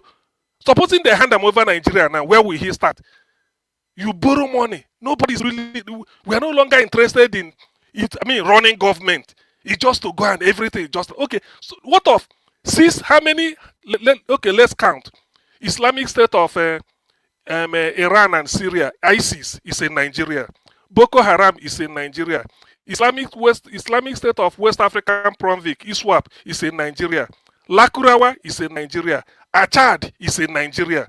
There's other ones. Taking resident. And you say you are commander in chief. How are you gonna battle them? How? I want to be a realist. So all these things, Nigeria, we've have to grown all these things. There's no political theory that will ever work in Nigeria. If you like, go and play, it can't work. The only thing that will work is at this point we've tried it. We look ourselves in the face and say, look, we are strange bedfellows. This is what we have to do. You go and sort yourself out. Let me go and sort myself. We can't continue the two adults coming together to deceive themselves, having hope. Which hope? When Buhari came 2015, do we know it will be like this? I have never seen any country in the world in which an opposition want to win an election. He go and invite terror to his own country. A country you want to be the commander-in-chief. You will collude to go and bring terror from outside to come and be ravaging your country just to make sure that you shame the commander-in-chief so that he will get out, you enter. Now look at where we are. This is the tragedy of Nigeria. I don't pass to come and they talk me all these things. So look at where we are. Look at terror. Nigerian terror was not homegrown. They were imported. They were told to come in. Do I give you who doesn't know? They camped in Ekiti State to wait for Jonathan. Camped in Kaduna, Katsina, I think Zamfara, and one other, I think Borno, and one other state. 6 states. Go and read what is it called? Premium Times. So these are since then, look at where we are. And then people are still having hope. We can't. All right. Thank you, CM. We are more than 155 people watching, plus 3 people on Facebook. Can you please like the broadcast? Can we just like the broadcast and share it so that more people can also be engaged? It will help us. It will help the algorithm that is being used to bring or to advertise this or to even send it to people. So help us to share it, please. Especially if you are on Iroko Post TV, please like and share. Having said that, I want to thank you, CM. Sorry, KJ, please. KJ, please. Just 30 seconds before you thank me. For those that do not know, there's a country called Singapore. Singapore is like Lagos State divided by maybe 3,000. Let's just say 4 land mass. Singapore is far smaller than Lagos State. Go and check your wiki, everything to tell you the size. Okay. Yet, where Singapore is now, if you leave Nigeria the next 100 days, they won't attain it. What is the population of Singapore? 6 million. 6 million, only 6. Okay, if you're allowed, we are going to come to that because recently we had to pay 9 million for image laundering, and so we'll probably have time to discuss that if we can. If not, maybe another day. Yes, thank you for your contribution. I won't want to try and summarize that. Leave it, and I'll go straight to Masca because we're running out of time. I see 4 father behind. I'm going to try and bring you in, and Jefferson and OT have not spoken, and of course my brother Mr. Ike.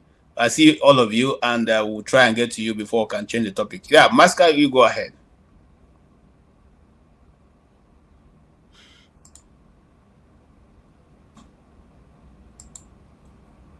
I'm also like, if in Nigerian matter, I don't tire people completely. But what can we say? As long as we are alive and we still are called Nigerians, what can we do? Okay, so maybe I should ask you a question. The guy profound an idea that the government of Nigeria can actually help the people if we wanted to develop by making use of our resources that is not movable, and that is land. And this land, like I reiterated earlier, has enough nutrients and resources for our people who you don't even need to train them. They're already farmers. What is happening? Why can't our government or governments of different states go to these local people? You don't even need to. You just simply say to them, you know what, we'll supply you seed, farm, and we'll share the proceeds. That's what some people do in my community. When you have widows who don't have anybody, to help them. You like people like us who don't live in the community. We tell them, I have this land here, I have this land here, I have this land here. you go farm it. Okay, at the end of the farming season, whatever you harvest, you can just give me 20%. If you want, you can give me 10%, depending on what you agree with them. And they go, this thing help these people and keep them living a good life because it is already what they know. You're not giving them anything extra. But if you're even a good person and you want to help them, you pay them. Say, you know what, I give you this money to do the farm, do it, harvest your own, give me my share, and then I still pay you while you are doing all the farm work. Is that too difficult for government to do in Nigeria, or don't we have the money for that? No, actually, government had done something like that. There's this Anko Borrower program. Government did it. Okay.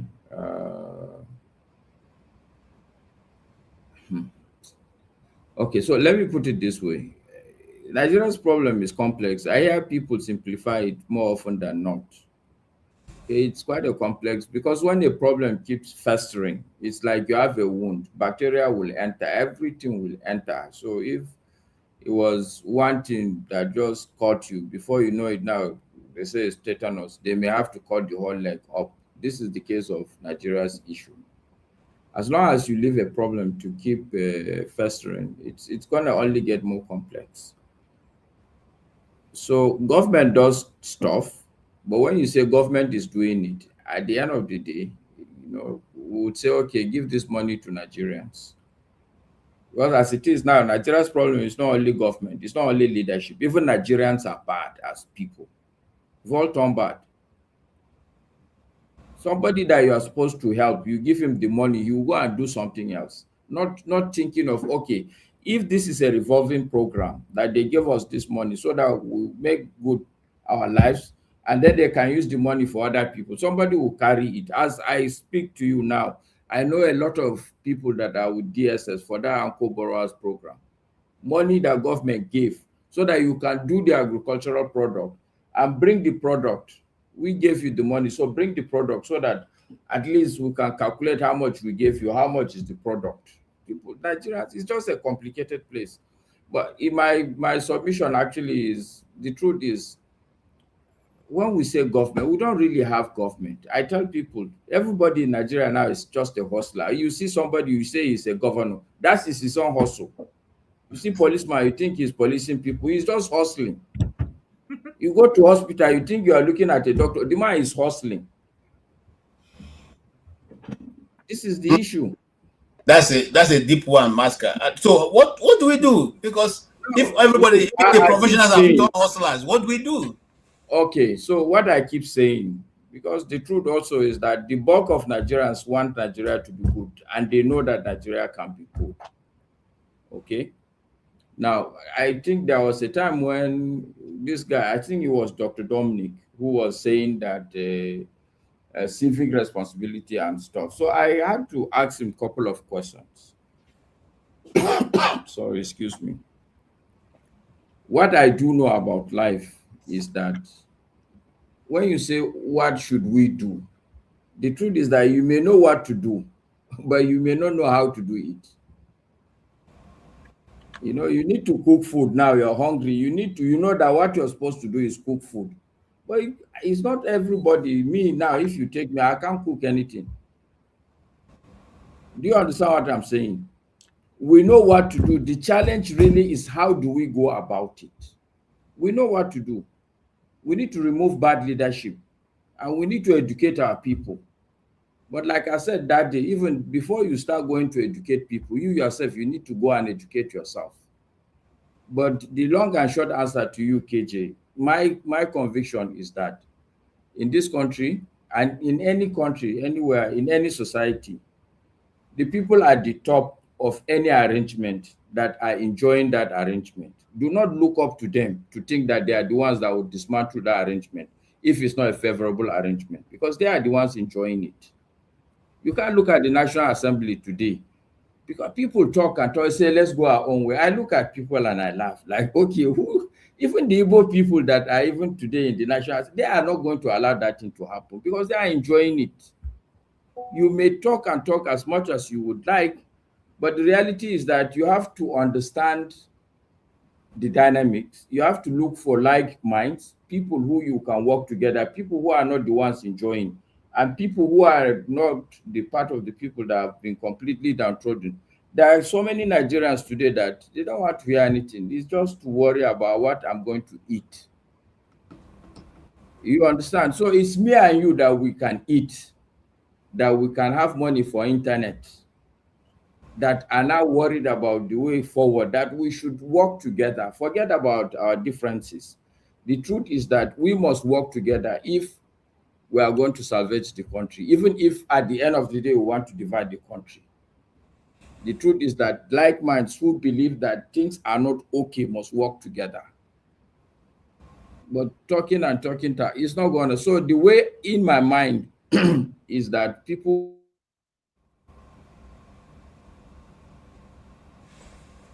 All right. I was afraid of that, Should have brought him in since so that his network doesn't have to freeze.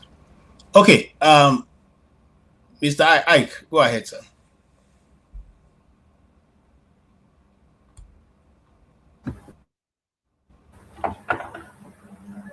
Happy Sunday, everybody. Good evening, good morning, good afternoon, depending from where you are.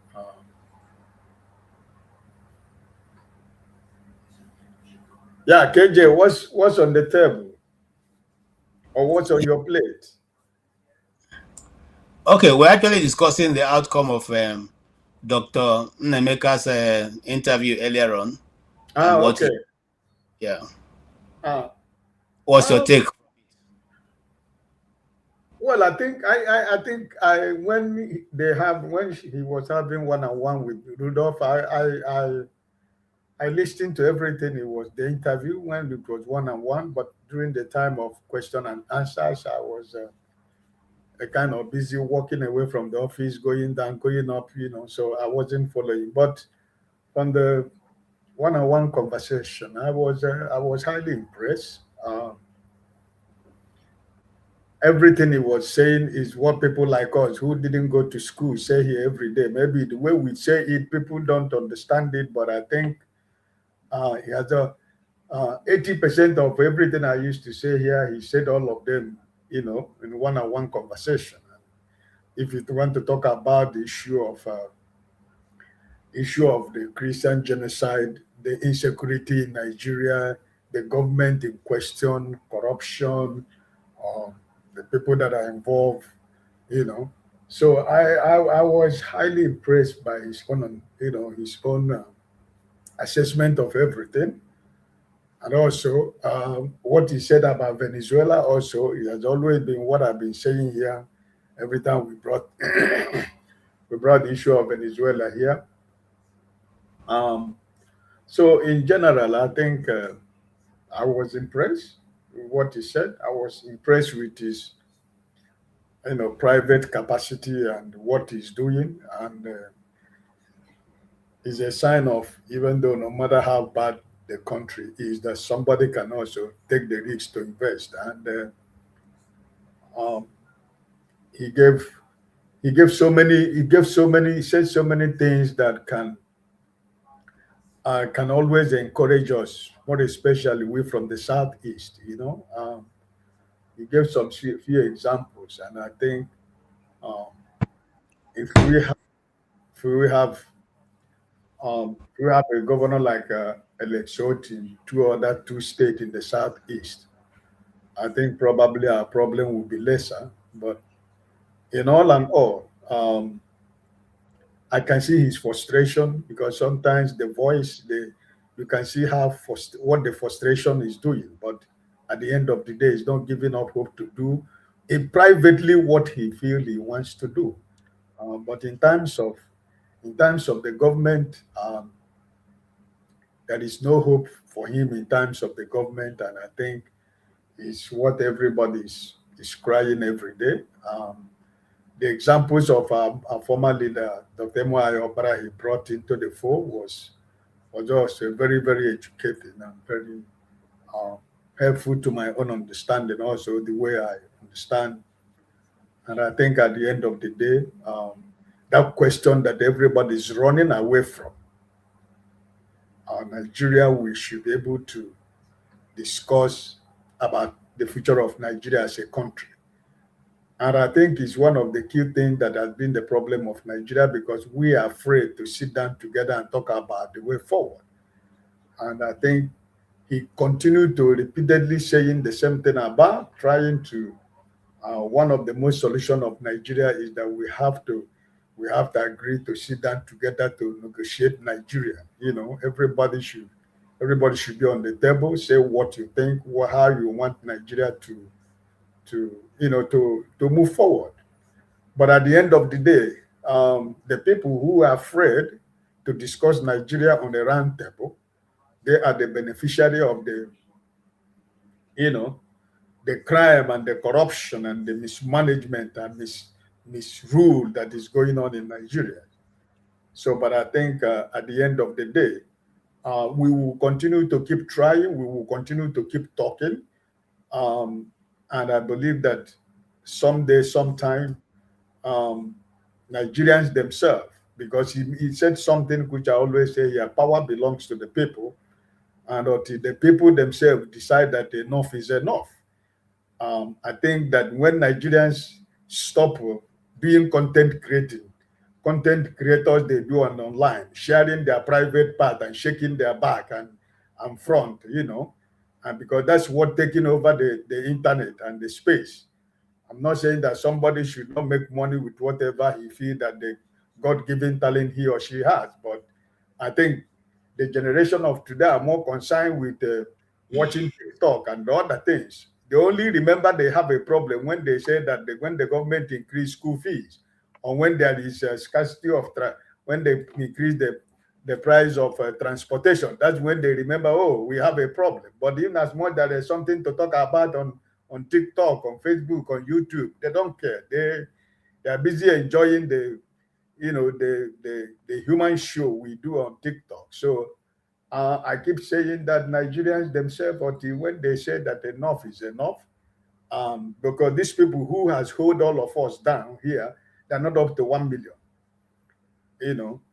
and if a population of 250 million cannot subdue 240 million people, I think all of us are guilty of the same problem. So at the end of the day, I enjoyed him. He's in his own field. He understand what he was talking about.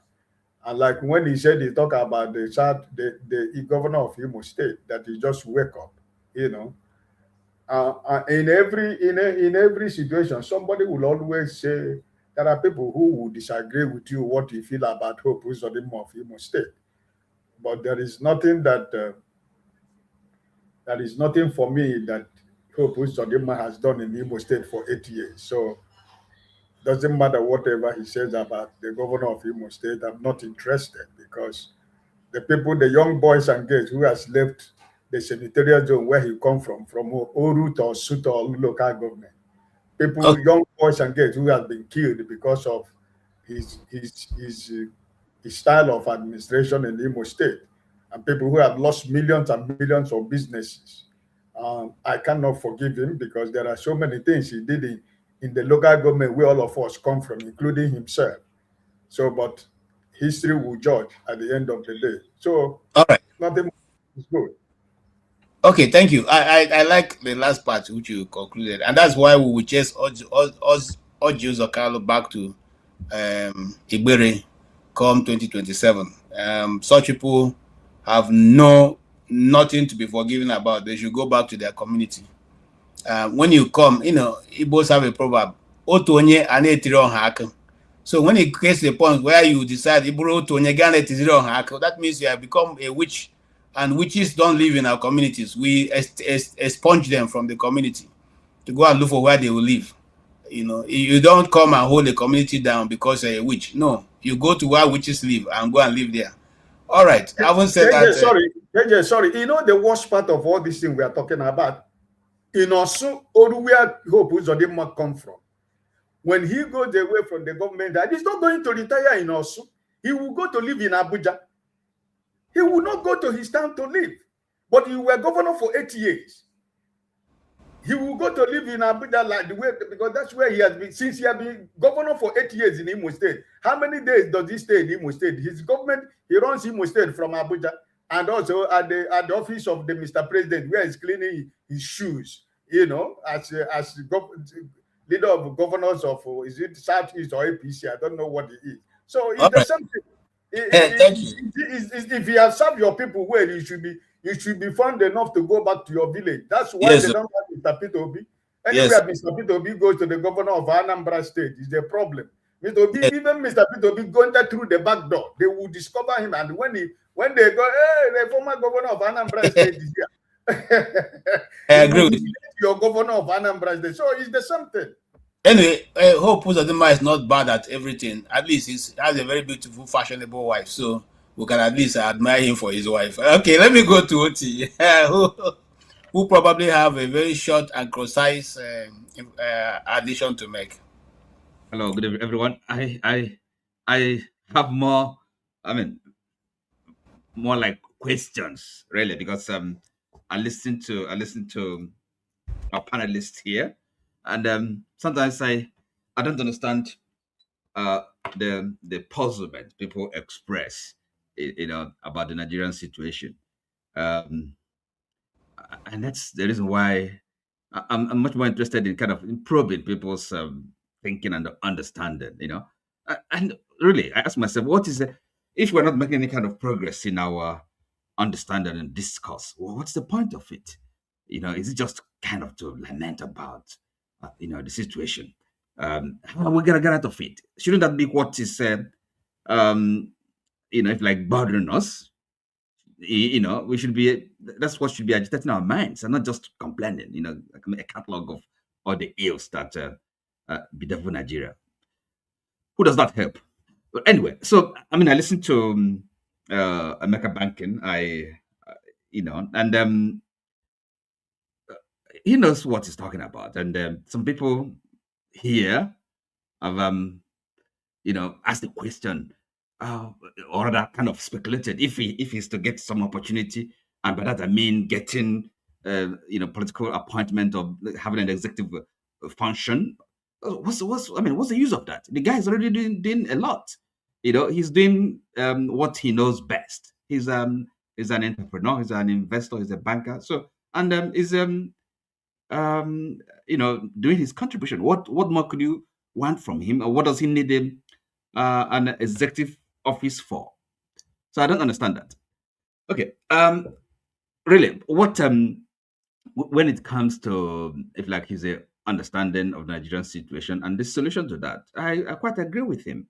I don't understand. Perhaps, you know, Chris is here. He may be able to kind of clarify to me, because I do sense some reservation, you know, on his part about his so yeah, he may be able to, you know, perhaps explain to me why he's not, if like, in full support of Mecca's if like understanding and the prescription, okay, to the problem we have in Nigeria, which to me is really this the you know, the heterogeneity, you know, the cultural heterogeneity. I think having, going back to where we started, you know, how this union was negotiated by our forebears, going back to, you know, to that is at least one way.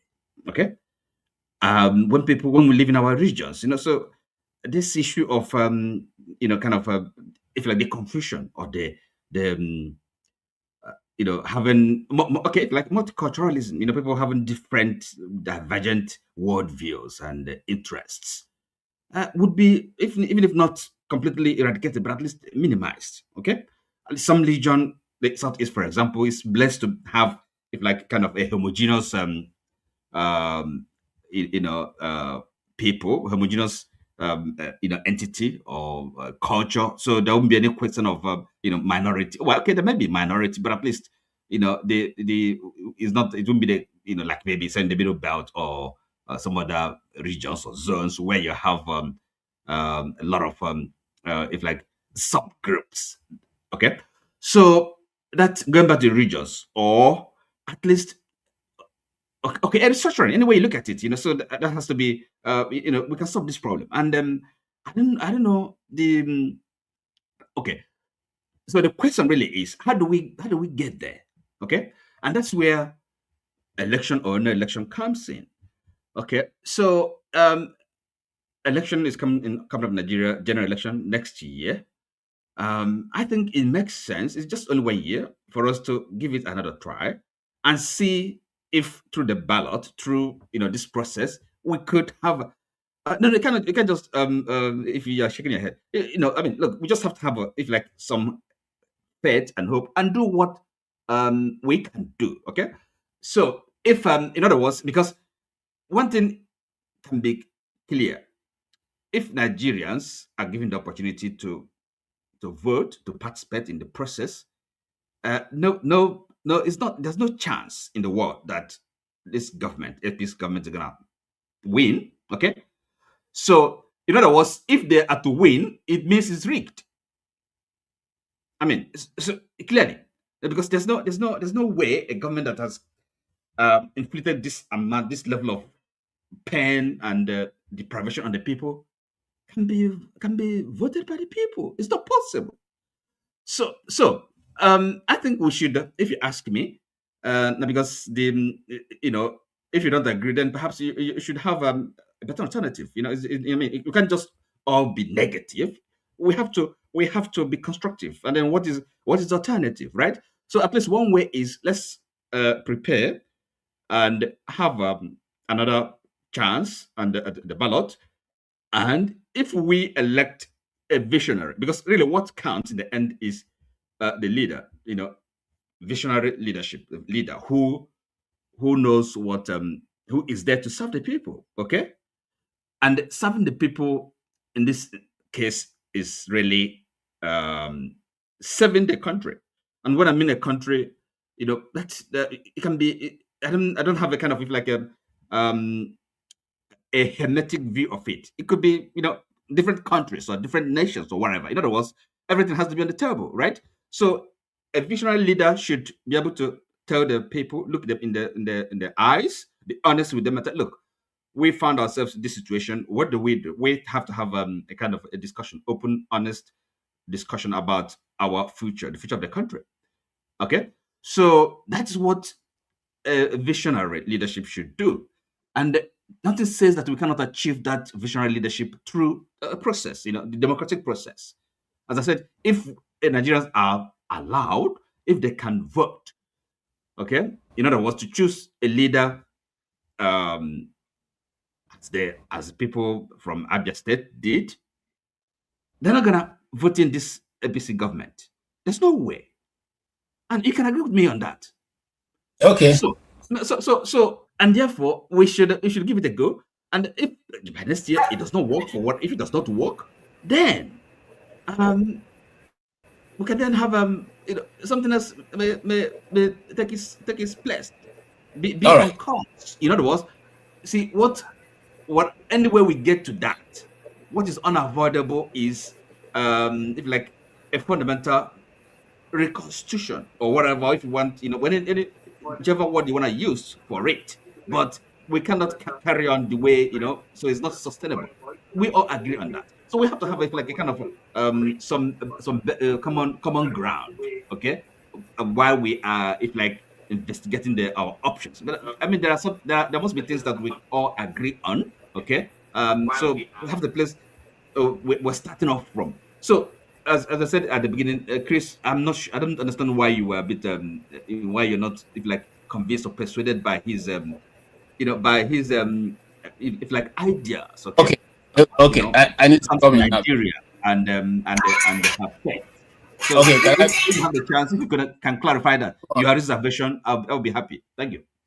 Please, thank you so much. If you're not speaking, please make sure your mic is off so that you don't interfere with us.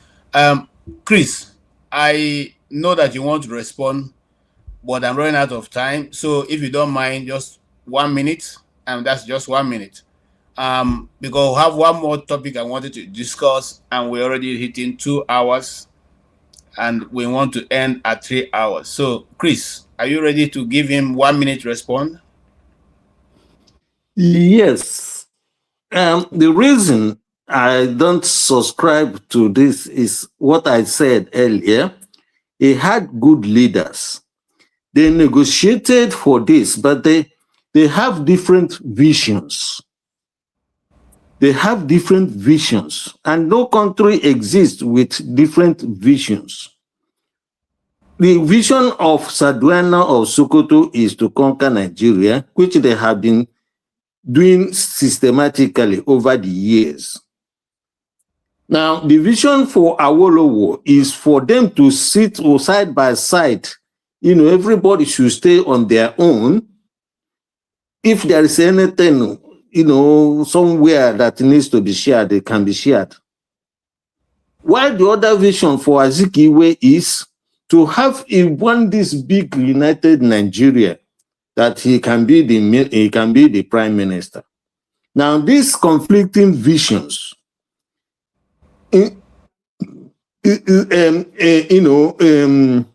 selfishly, they agreed, you know, to put Nigeria together. Now, when Sardauna of Sokoto decided to impose his own vision on Nigeria, because actually the reason why the country fell is because Sardauna decided to impose leadership on the Western, the Yoruba nation, that is the Western region. When he tried, as they are doing today, maybe in many places, especially in Igbo land, they are imposing leaders on them. And because the Yorubas refused to accept that imposition, then they had a breakdown of law and order. And that led to the coup.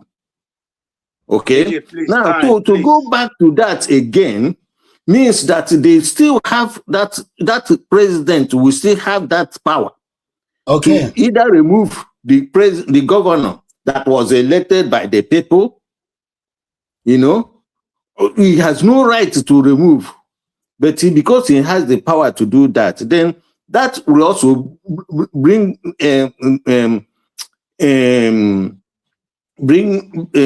breakdown in law and order. So, in other words, what I'm trying to explain to people always is this. People always say minority. That you cannot be a minority in your hometown. Here in UK, you don't refer Scotland as minority. You don't refer Wales as minority. Okay? These are nations of, you know, different nations. Okay. And I have said this and they say it again.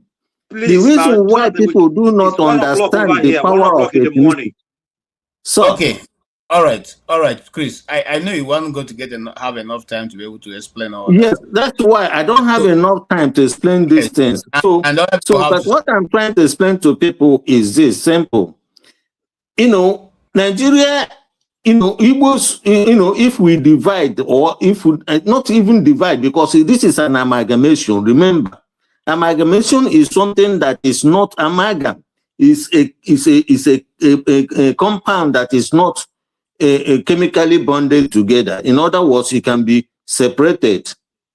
Okay? And the reasons why it was created in the first place wasn't for the good of the people. So I can't see. I initially said I was going to give you 1 minute, but I've taken up to 3. Anyway, so I just want to end here. So just, you know, I will have to leave. You know, right. So I hope sometime I will have time to explain this properly for them to understand. The issue of amalgamation, because you just triggered my fancy right now by saying, you know, it's a compound that cannot be put together. So, and the right word used so far is amalgamation, and I don't know why we are so emotional about what God didn't create. Anyway, let's move ahead, Sha. It's a big issue. Jefferson. Mr. Jefferson, you have listened to the argument so far, and I don't want to, you know, press in your time, but if you indulge me, if you make it faster than the rest people, it will be better, because then we can touch on the issue most people that are on the list are trying to discuss, which is the issue of the image laundering and Nigeria's involving last week. Yes, can you go ahead and make your own input so far, what you have heard and what you think is way forward? All right, good day, everyone. So basically, based on what you guys discussed today, even though I was not in the I didn't hear that guy speak, basically. But, you know, we're kind of discussing the same thing for weeks, years, and all that, right? So, kind of know what we need to do, but we don't want to really do it. I think that's the sorry state of Nigeria. You know, it wouldn't have been this way. I mean, we had the independence, we had the Civil War, the aftermath of the Civil War, you know, the center is no longer holding the way it's supposed to be. You know, the trust of Nigerians is very, very stone cold, right? It's not bad that even the likes of what they call it, Soludo is begging begging people to join the military, and I kind of laugh because you see Nigerians are not silly, you know. If people are to join the military, there should be a level of equity involved in that, not at the dying minute you just decide, okay, you need to join in, there's an opportunity that everything is good now. Everything is not good now, right? Everything is not good now. And obviously, is that bad that in the guise of Christianity now, another country, America, is looking into dividing the country. I want to touch base on that issue of lobbying. Most Nigerians from the Southeast, they left their country for a better livelihood. Post-Civil War, post the Nigerian state, everything, right? And living their life. Simply because things in Nigeria are not done properly. If all of us here, we discuss with your loved ones back home, they will complain, they will tell you in the face that they don't reward labor. You know how painful that is? That they don't even reward the little that you do. You can be a professional engineer or whatever, they will not reward you. But if you, like Oga Ike said, if you shaky bomb now or do all those usual stuff, you get reward, instant reward. If you are a celebrity and you slap your fans' face, if you treat your fans the way you want, you will get a very good reward. In fact, but your politicians and top businessmen will rather endorse you than endorse people who are highly productive. I know of a scientist who was even among people that was protesting about even getting paid for doing a significant work of doing renewable energy. I don't, and he was among those whom the former vice president actually endorsed in terms of acknowledge his achievements. You see, that's where we are. So when people find themselves in such environment, they go out, and of course, we don't need a soothsayer. We know that most Nigerians are suffering marginalization, but at the same time, it is tailored to us because obviously we have 5 states of which they are trying to resolve it now. And okay, in the issue of the presidency, is as though we are appealing. People in Southeast and South are actually appealing because for South to even see presidency, it was like game of chance. It was a stroke of luck. And whether the South like it or not, they should go and thank the late Dora Akunyili. That woman was the woman that made it happen. They should go and thank that woman. And this is the same woman who made NAFDAC what it is today. What it is today. Let that sink in. As in we didn't have those kind of strong institutions, just imagine the kind of drugs that will enter the country and be killing people. It is that bad that I even had to speak with one of the nephews and will tell me how they were threatening her life on a daily basis. That's the kind of country we're in. Okay.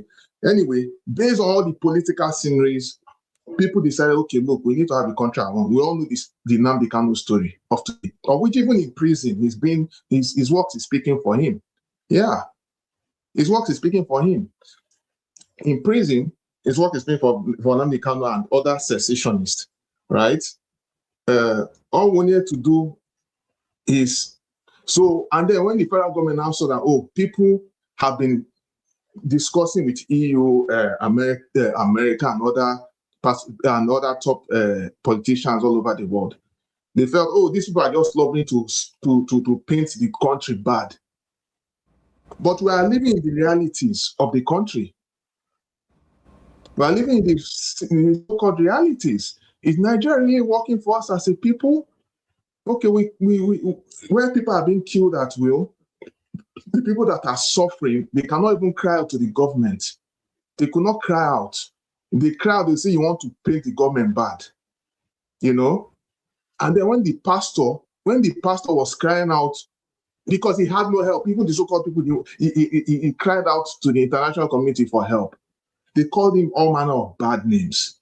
You know, sometimes everything we do, we need to have some level of conscience. You see, we need to have some level of conscience, even though conscience is dead these days. We don't have it on. We don't have conscience anymore, right? So what do you expect? You know, and of course, there's no difference between Tinubu and the current president of Cameroon. There's no difference between both of them. They are both hobnobbing French presidents. Both of them, there's no difference between the two. All right. No, I'm not done. So, having said all of this, right, it just tells us that it seems that there is no solution, but the external solution might really help us in this in resolving our current state. So, which is to say, it is becoming unavoidable right now. So, and then I'm going to also give some word of advice as a form of conclusion that the people, I want to make this clear to you for every one of us that are here. Every one of us has a say. Everyone is powerful. Both me, both you. Just the small words that you say has a lot of significance. Whether you believe it or not is your business. It is your own business. But everybody's words have power. We need to say, when you are now saying that, Tinubu, he has the judiciary, he has that. Which judiciary does he have? Okay. Then let's go. Hold on. It's just people's declaration. It's just people's declaration, and it is over. It is over for them. Okay. The power you think they seriously have power? Or is it because they have police, army, and everything? Let me tell you something. These people, they don't have it. We are the ones giving them power. They are the only ones that can do everything. Until we understand that we as the people have the power, we're not going to go nowhere. I'll give you a practical, like look at what's happening in Iran, for instance. In Iran, right, with all the oppression they are facing, they are saying no. That enough is enough, that we need to do something different. So that's why even when they off the internet, the people are still pressing to the point that the foreign minister and co, they are afraid. So that's to tell you there's power in your world, there's power in unity of purpose. Until we understand that, we'll keep on complaining and make it look like we cannot be able to do anything different. We should not give, we should continue to give our strength, our power, our I need to stop to this because they don't deserve it. I need to stop you. You have taken much more than so that's what I want to say. All right. Thank you. All right. Let's move on to forefathers. Greetings, KJ. Thank you for having me. Greetings to all the panelists. I'm sorry, before I go, I'm going to leave now. All of you commenting, I said I'm confused. You are the ones that are more confused because I know exactly what I'm talking about. Please, let's maintain decorum here, please. Jeffrey.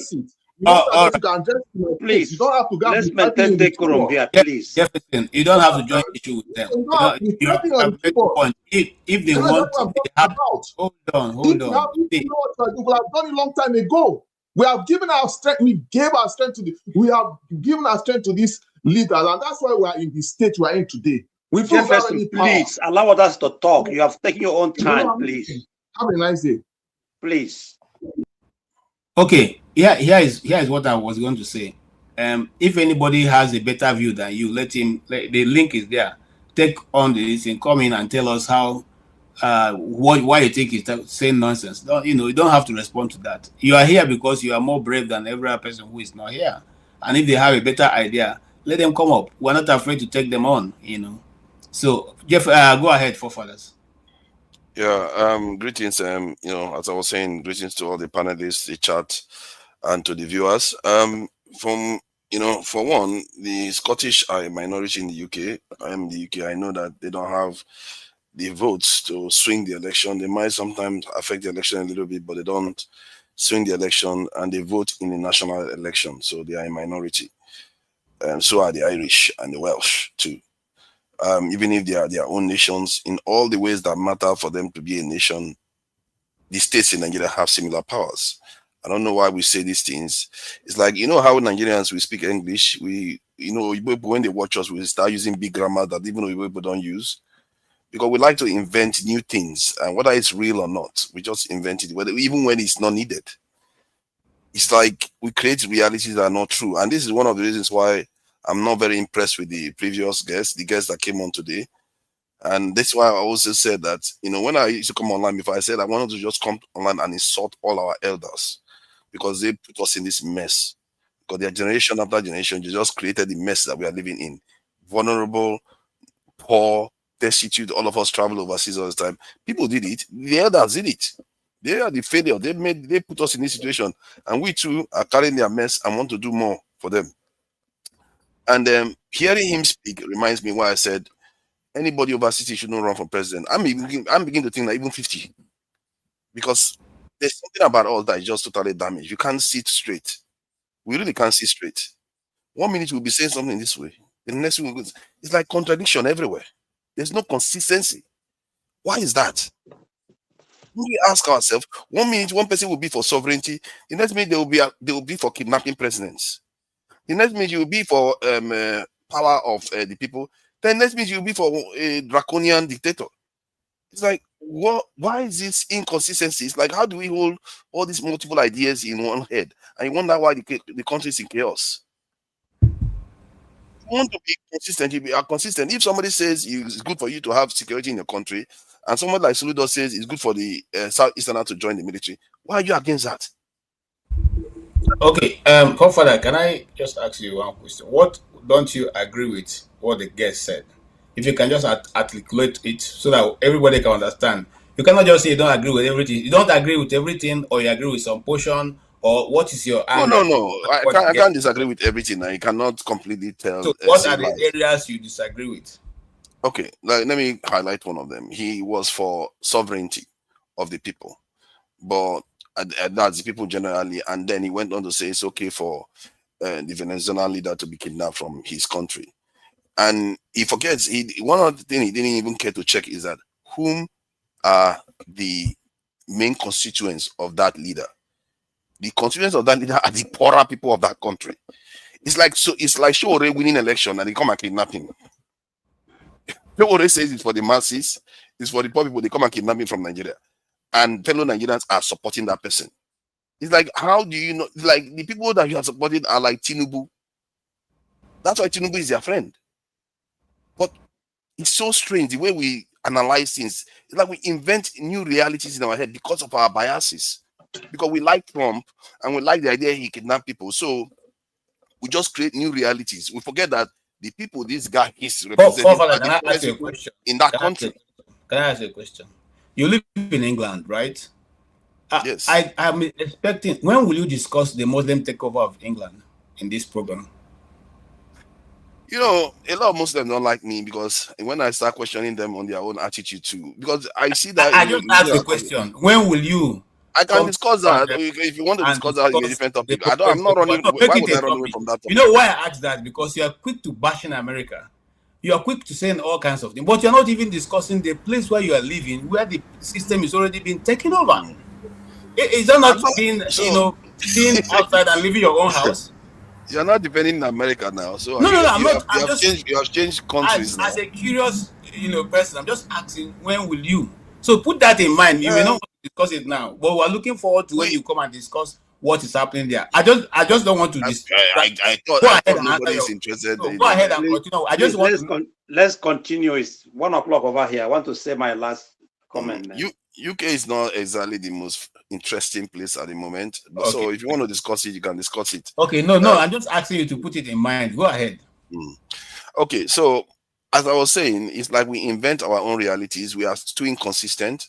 Like when Soludo said that Southeastern people should be joining the military. Yes, it's a good thing. If you want security, you want to have a say in the security forces in that country. As a matter of fact, the most powerful thing the Southeastern people have done since the creation of Nigeria is being able to be everywhere in the country. So why would you tell them not to join the military? Why would you disempower your own people like that?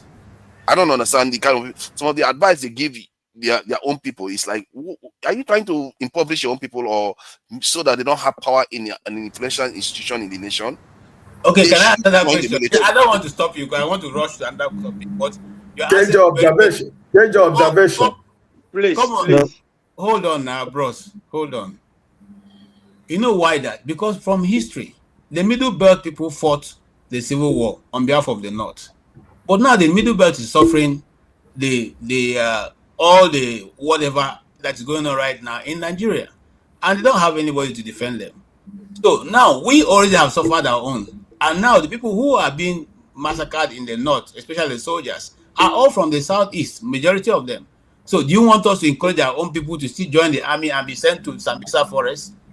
That's what the youth. I'm coming. That's why the youth of the eastern Nigeria will not join the army. You see, this is what I'm saying. We invent our own realities. No, we don't. Everything you just said just now is not accurate. Hold on.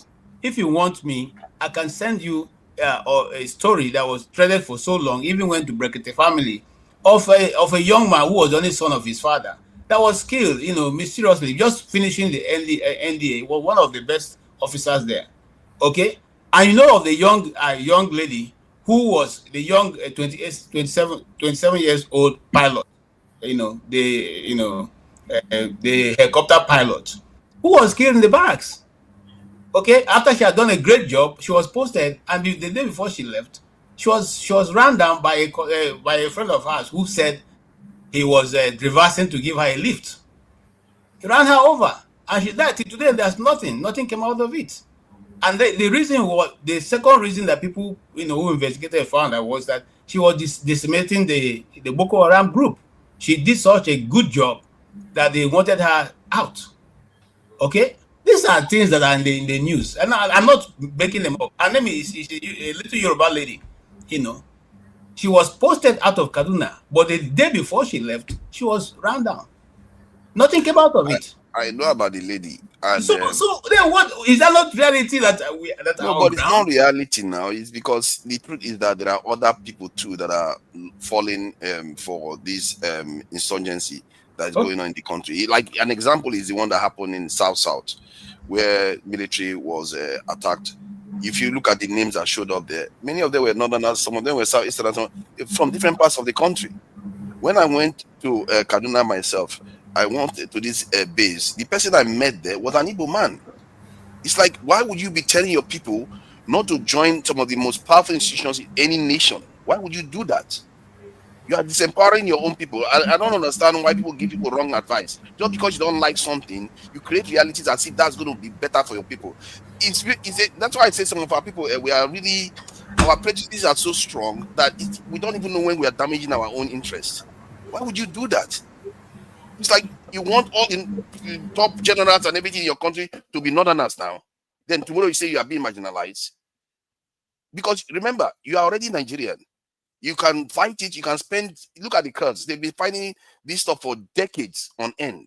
But they are still scattered all over the place. There are many people in this world. Somalis are scattered among 3 or 4 countries. It's not only you guys that are experiencing this thing. And you have to, as a man, be strong enough to resist the temptation to be this biased. Focus on what is actually going to yield good results. There is nothing wrong with the joining the military. There's nothing wrong with this participating in the state that you are in. You're already Nigerian. It's like me saying I'm not a human being. Hey, I can say that all I want. I can spend all my life fighting it, but I'm still human.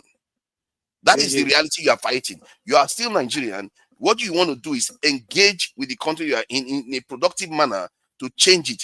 Not because you say, oh, some northerners are super powerful. What kind of power do they have? Look at their places highly developed. All the matrix, if you look at all the matrices, the Southeastern people are doing better.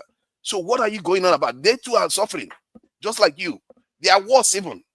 Have you checked the matrix? Go and check all of them. So what I'm saying is that from what I hear from our elders, they poison a lot of young people. Like if you look at Jefferson now, the way he comes and talks, you would think he was there when Ojukwu signed the agreement that led to war. No, he wasn't there. But they're poisoning the mind of the young ones. The only hope I have for the younger ones is that they can change. The older ones can't change anymore. That is why I think these older ones, they should completely be kept out of policy and don't listen to them. Only listen to history. They are talking about history, but watch out for their biases because their head, something is wrong with their head. I'm telling you, I hear them say that. I'm not even you, KJ, you do it. Like so much inconsistency is crazy. It's okay, really crazy. I'm trying not to join issues with you so that it doesn't look as if I'm. No, but you just said just now that the people that die in the military are mostly Southerners. Jesus, how can we say that? That's not true. It's not accurate. Forefather, you know, one of the things I try is not it to. True? Can we go and find that information and find out whether it is true? Listen. One of the reasons why I don't want to join issue because you don't even have enough understanding of the Nigerian history. I bet myself to say that to you. And if you doubt me, let us have a day we'll have to have me and you one-on-one on this channel and discuss any issue of Nigeria. Okay? I'm putting it on live. I'm telling you that. Okay? I would very much like to. Having said that, let's move on because you're trying to drag on. You see, the thing is this: records are there to show. We're not talking from abstract. The records are there to show. Okay? So, but it's not the reason why we're here today. Let us move to why we're here today. Forefather, don't go away. You're still on this thing. I think Opara has a question. I just want to say goodbye. I want to do 1 or 2 minutes. Okay.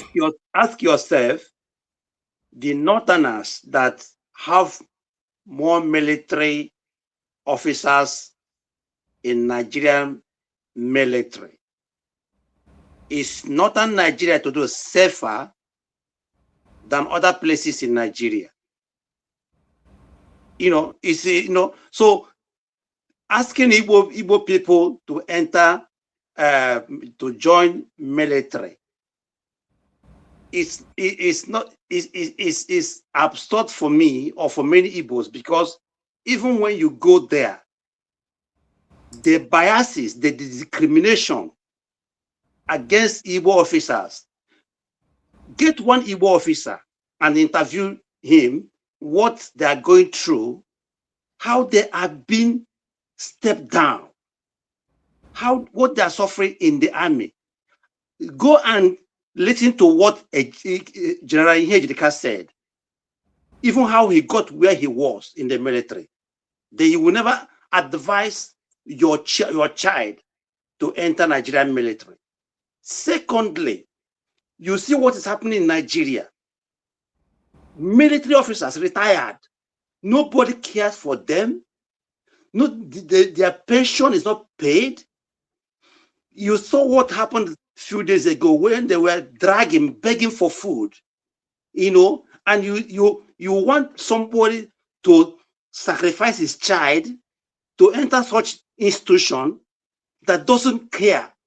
Look at how they are killing military officers as we speak. What they call General Musa, nobody knows exactly what happened. It was in Nigeria that the chief of army staff died in air crash. General Buhari was the president. He didn't even attend the burial ceremony. How many should we talk about? And you want somebody, your son, your daughter, to answer such thing? I mean, Soludo has a son. His son is in London. And he's 27 years old. Please let him bring his child. First and foremost, let that child enroll into the military. Then we can start from there. David, what do you call it? David Umai. Same, So why not let their sons join this thing, and others will follow. That is what I want to, Thank you so much. Thank you so much. And I want to add to that. That we have even made concession that Soludo's son can bring his bag. We allow him join the army with a bag that he's carrying up, and he doesn't have to leave the bag in London. So we'll give him. I think that's Soludo's son. We'll give him the bag. We'll allow the army. In fact, we can pay for the bag to be accompanying him to the army. Okay, let him take Anambra State concession. We'll give it to him. All right, thank you so much. KJ, can I say something, please? As you leave, thank you so much. Yes, Tony. You know what? I was trying to introduce a new topic, but like we'll not be able to do it. So you guys just make your comment. Forefather have stayed the nest, so everybody's coming in. All right, go ahead, Tony. I'm coming to you after that, Chris. Yes. Yes, you know, forefathers once told me that I should be ashamed that my son is serving in the U.S. military. And I just looked at him, I shook my head. Because that's the dumbest statement That's any not what I human being said. on earth can ever. You're creating your own That's what reality. you said. That's not what I said. No, hold on. That's what you said. That's what you told me. You said, yeah, I just looked at you. Forefather, that is what you said that day. Don't just say that is not what you said. I was here. It is exactly the language that you used. Don't worry, I'll Don't tell say what I that said. that is what you said. We can go back to play that video. The most prestigious army in the world. The most prestigious army in the world. Thank you. Thank you, Ike. Tony. Yes. Thank your son for serving the country I live in. Thank you so much. Amen. I don't mean to interrupt you. Thank you, Phil. Let me tell you, my son is an officer in the U.S. military, and he has been to Kuwait. Hold on. He has been to Kuwait. He has been to South Korea. He has been to Japan. He has been to Poland. He has been to Germany on special assignment. I can't tell you what he does for the U.S. Army. He has had over 20 military awards from the U.S. Army. And I'm not just boasting, but he is someone who the military, the U.S. Army, does not want to let go. So when you say that kind of a thing, I just look at you. I don't know if you have a son. I'm proud of my son, and I'm proud that he's doing stuff, for America, and that they appreciate it. Okay, so just as the same way you don't feel proud of being in the UK and working for an Oyibo man.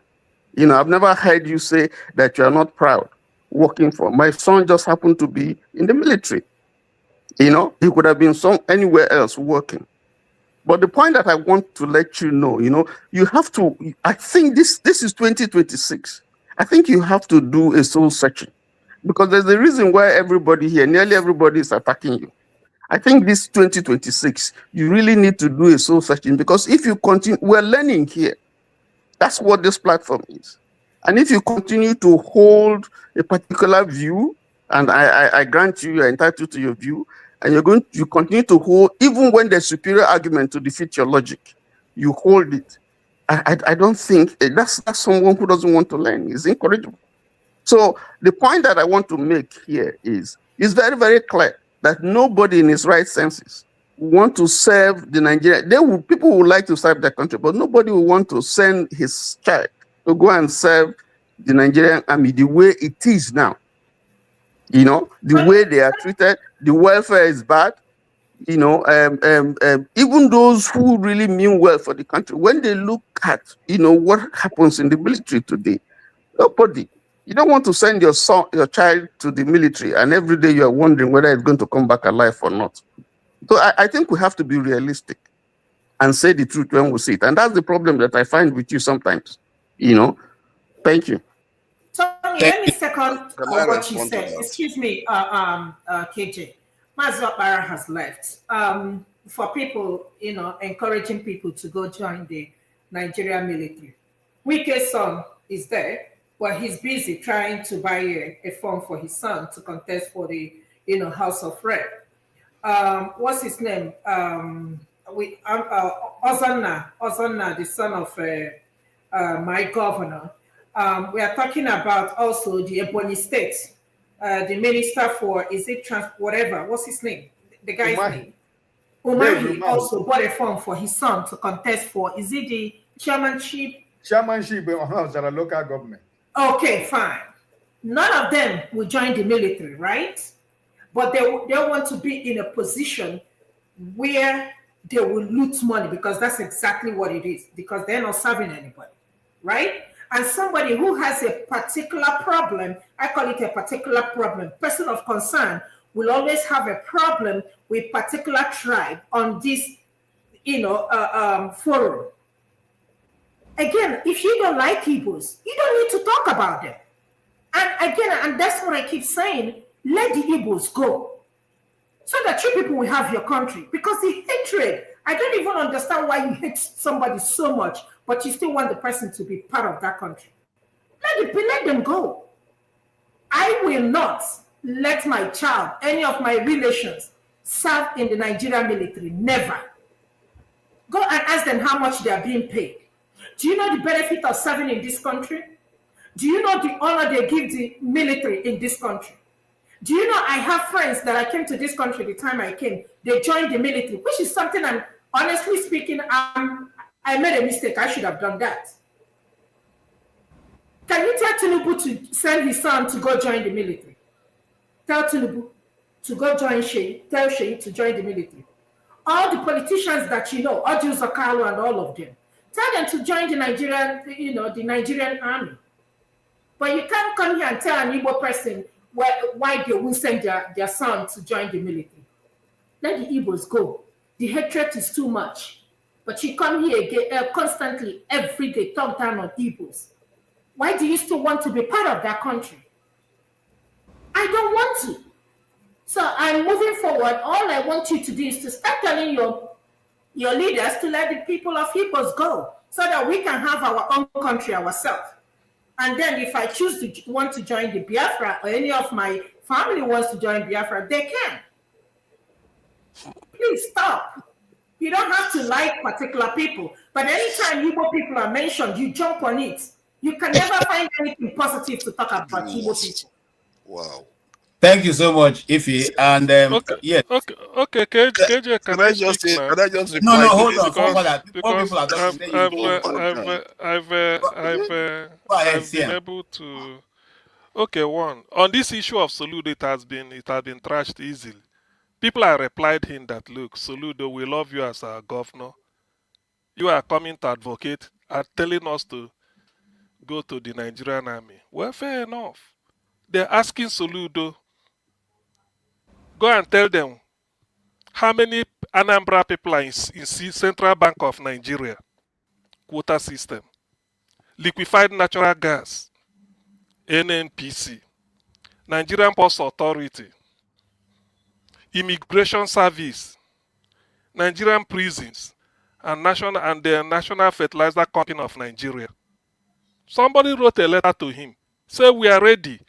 He said, go and make sure that we covered our quotas there before coming to tell us to go and enter Nigerian army. That's one. Secondly, I want somebody to tell me, because they are not telling them, oh, you are not in the army. Why can't they come and tell us you are not in Central Bank? Anambra, your quota is missing in Central Bank. Anambra, your quota is missing in DSS. Do people not know when Buhari was there, 55 people were recruited from Katsina alone, the whole of Southeast. I don't know whether they're up to 4 or 5. DSS, Department of State Security. Why can't they come and say, look, Anambra, you are missing your quota in DSS? Why didn't they say that? They are telling us Nigerian army, take you to Sambisa Forest and then tell a repentant Boko Haram in the Nigerian army to follow you behind and show and finish you off, in the hope that if we don't kill these people, by the time they get their Biafra, they should be able to fight us. Who are they deceiving? You know, when I hear all these things, sometimes I shake my head. I said here, the Englishman said, if you find yourself in a hole, you stop digging. All this wayo they are playing since Amadu Bello time down now, people should be tired of. The generation that are coming now, those born the year 2000, they're about 26 years old. They even know more than me. When we want to discuss Nigeria, when I confront some of them in different social media, they say, look, this is not the night. I can't even believe it. So this is the type of something when all this idea of somebody trying to be more Catholic than the Pope. So suddenly some people now love Anambra more from outside, more than Anambra people love themselves. repentant Boko Haram in the Nigerian army. Who are they waiting for? I mean, all this, these are all trash. We've told All right. Soludo, go and tell them in Central Bank, let us fill our quota. When we fill our Anambra quota in all these establishments with DSS and the immigration, then we can now come, we now go to the army. What nonsense is this? I beg, please, Okay. somebody should spare me this. And let me correct one impression. Let me correct one impression. This idea that a state in Nigeria enjoy is like equivalent of Scotland or Wales or England. Please, sometimes there are things some people say. You even leave what the person said and start to imagine whether the person is a human being. Scotland has their own bank that issue banknote. Bank of Scotland. Can Akwa Ibom issue its own currency? Can Benue State issue its own currency? Can Kaduna State issue its own currency? Scotland is represented on FIFA board if they want to play football with their own national anthem and flag. Where is the national anthem and flag of Edo State? I mean, people should try and this. You see, sometimes Okay. when I see sometimes I don't know whether when I hear certain things. Sometimes I feel ashamed. I don't even want to show my face, but it's Okay. because for the benefit of those listening. Okay. Thank you. It's a shame. Thank you, CM. That was how Nigeria was operated before. There was the eastern region, the western region, and the northern region, all had their own embassies abroad, and did their own international connections and all the rest. If that was allowed to have moved on, by today Nigeria will not be where it is, because there was a healthy competition for those who want to move forward.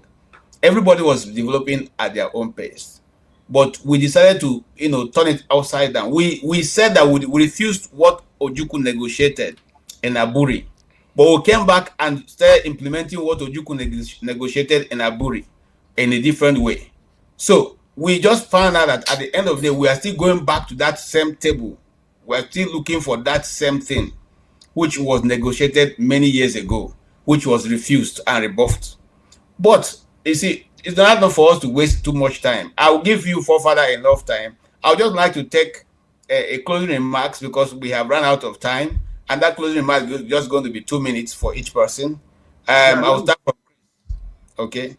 Let me start now, because Okay, start, Mr. Ike. Sorry, Chris, I'll come to you after that. No, Chris, stop raising up your hand. You people have been speaking here since morning. Listen. No, I only spoke once.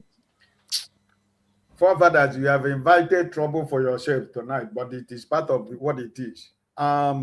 I remember the same day, the same week when we are talking about this, is when he said about Mr. Tony. I told him also that the last thing I will ever do is to ask my son to join Nigerian military. He told me that I should be ashamed of myself for saying that I would not allow my son to join Nigerian military. He said the same thing. He used the same word.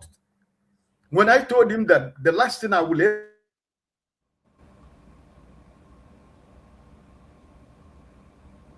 We can't hear you. You have mute yourself. You have mute yourself. Okay, sorry. So what I was trying to say, what he told Tony should be ashamed of himself, that's the same thing he told me when I told him that my son would never, ever join Nigerian military. He told me in this platform that I should be ashamed of myself, that I said my son cannot join Nigerian military, But I took it with a pinch of salt, because forefathers, I don't really know, which planet he came from. But at the end of the day, if he's not married, I wish for him that someday he's going to get married, have kids, and he will understand the value of kids and children, but I wish him all the best. But there are certain words, when you use it, you don't really, it might be, everybody has freedom of expression. Everybody has his right to say whatever he wants to say. We can agree, disagree. But there are certain words you don't use, but he used it. And you were consistent in using it. Not only me, to Tony, telling me that I should be ashamed of myself for saying that my son would not join Nigerian military. But it is what it is. The people who those governments you are protecting in Nigeria, none of their children is in the military. They are all trying to be senators, trying to be House of Representatives, trying to be governors. After their father, after their grandfather and father, the children will continue to rule you, and you will continue to defend them online. And that's what you're enjoying, right? And the practical example of what we just said here is that Wike has been going around with his son, introducing him before the people of River State. Tomorrow is going to represent your local area. You continue to praise him. You continue to worship him online, and you continue to say it is good. You cannot tell Wike to go and ask his children to go to Nigerian military, but it is me or Tony. You tell me that I should be ashamed of myself for my children not to go to join Nigerian military. It is well. No problem. It's Nigeria. We're all fighting for a better Nigeria. We want Nigeria to be good. But also, fighting for Nigeria to be good, that is a line. That is a red line that I myself and my family will not cross in order to make Nigeria good, because I never join hand to destroy Nigeria. And I never join hand to to put Nigeria where they are today. So it is well, right? So I hope that we all keep learning every day. Sometimes when we speak, when we talk, we go home, we sit down, we reflect, we look at ourselves in the mirror, and we say, oh, did I really say this? Well, life is all about learning, So I want you to know that you put yourself in this spot tonight, because you're trying to tell us why everybody should be a military man.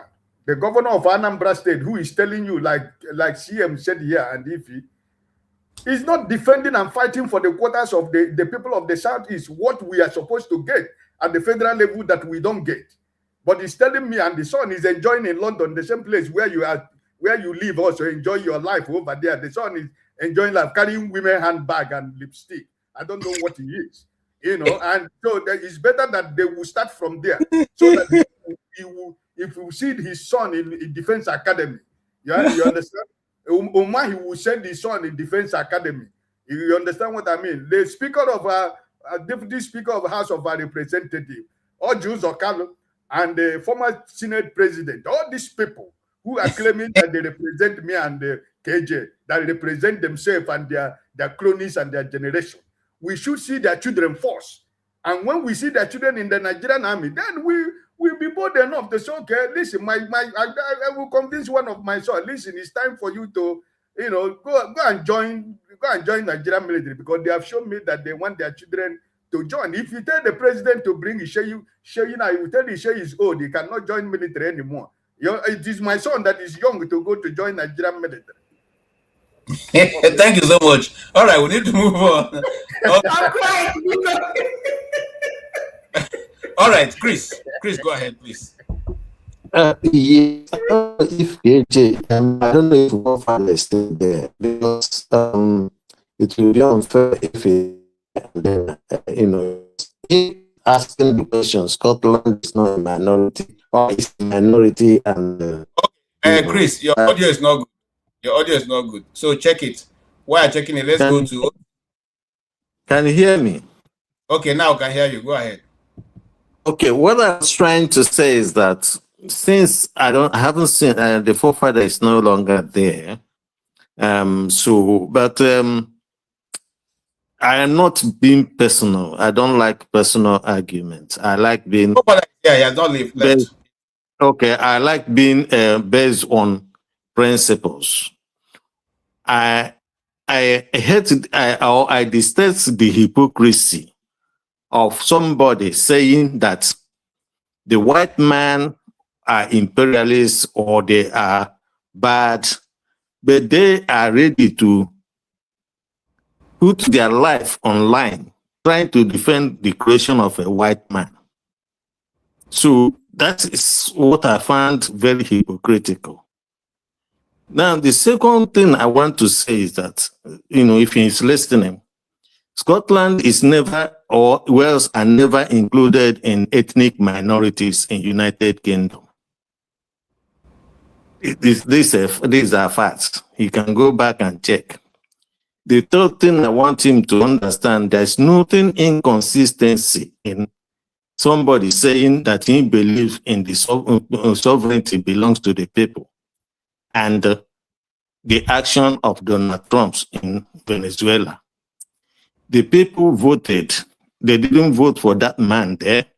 It is well known. So if somebody imposes himself on his people, then he is inviting trouble if the people are asking for another people to a neighbor to come to their rescue. So these are it's based on principles. So that is one, and that's on his side. But what I'm trying to say, the frustration I do have is, is in this kind of platform is it doesn't give you time to interrogate issues properly. Nigeria is an amalgamation. I keep on saying it. Now, an amalgam is something that is not, it's a compound that is not bonded by chemically, right? So in other words, they retain their characters, their characteristics. Okay? So, and that means that they can actually leave that at any point to enter into a different reaction if another compound that they can react to it is placed in that particular situation where they are. So what I'm trying to explain to people about ethnicity is very important.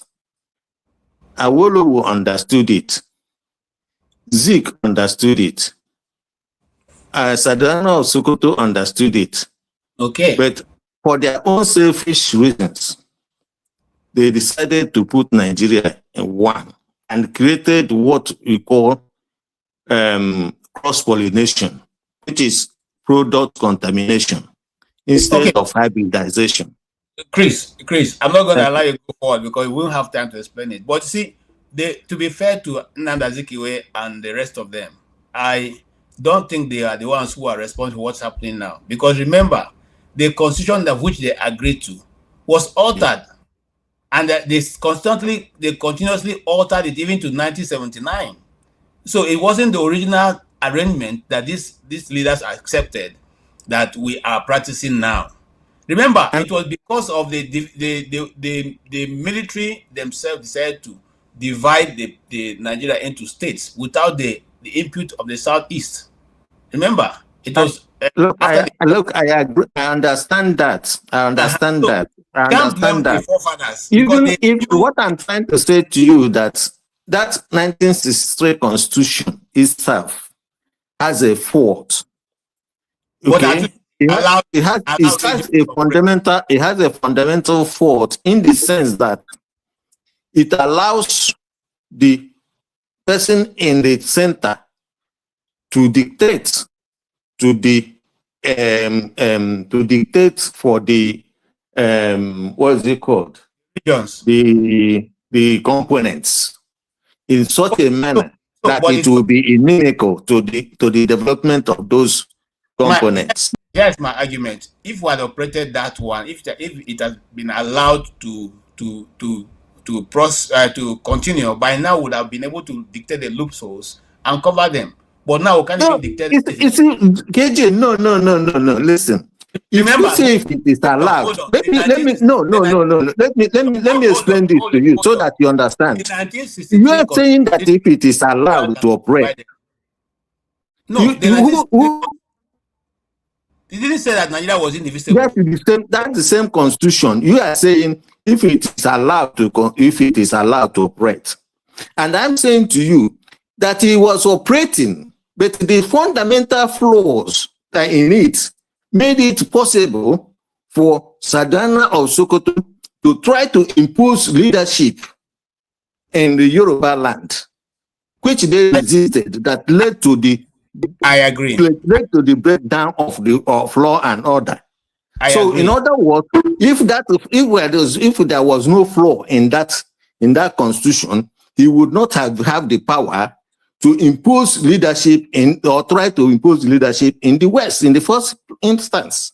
I agree, but they are still imposing leadership in the south, in the south, even till tomorrow. Yes, So that yes, and that is what is called colonization. okay. So Do you the colonial understand that? as forefather will not So, like us. in other words, They would like us to now when have colonialism that by black you people too. All yes, right. you So have let's black move. on black colonialism instead of white on white colonialism. Okay, let's move because we are out of time. Really, who is going Anyway, next?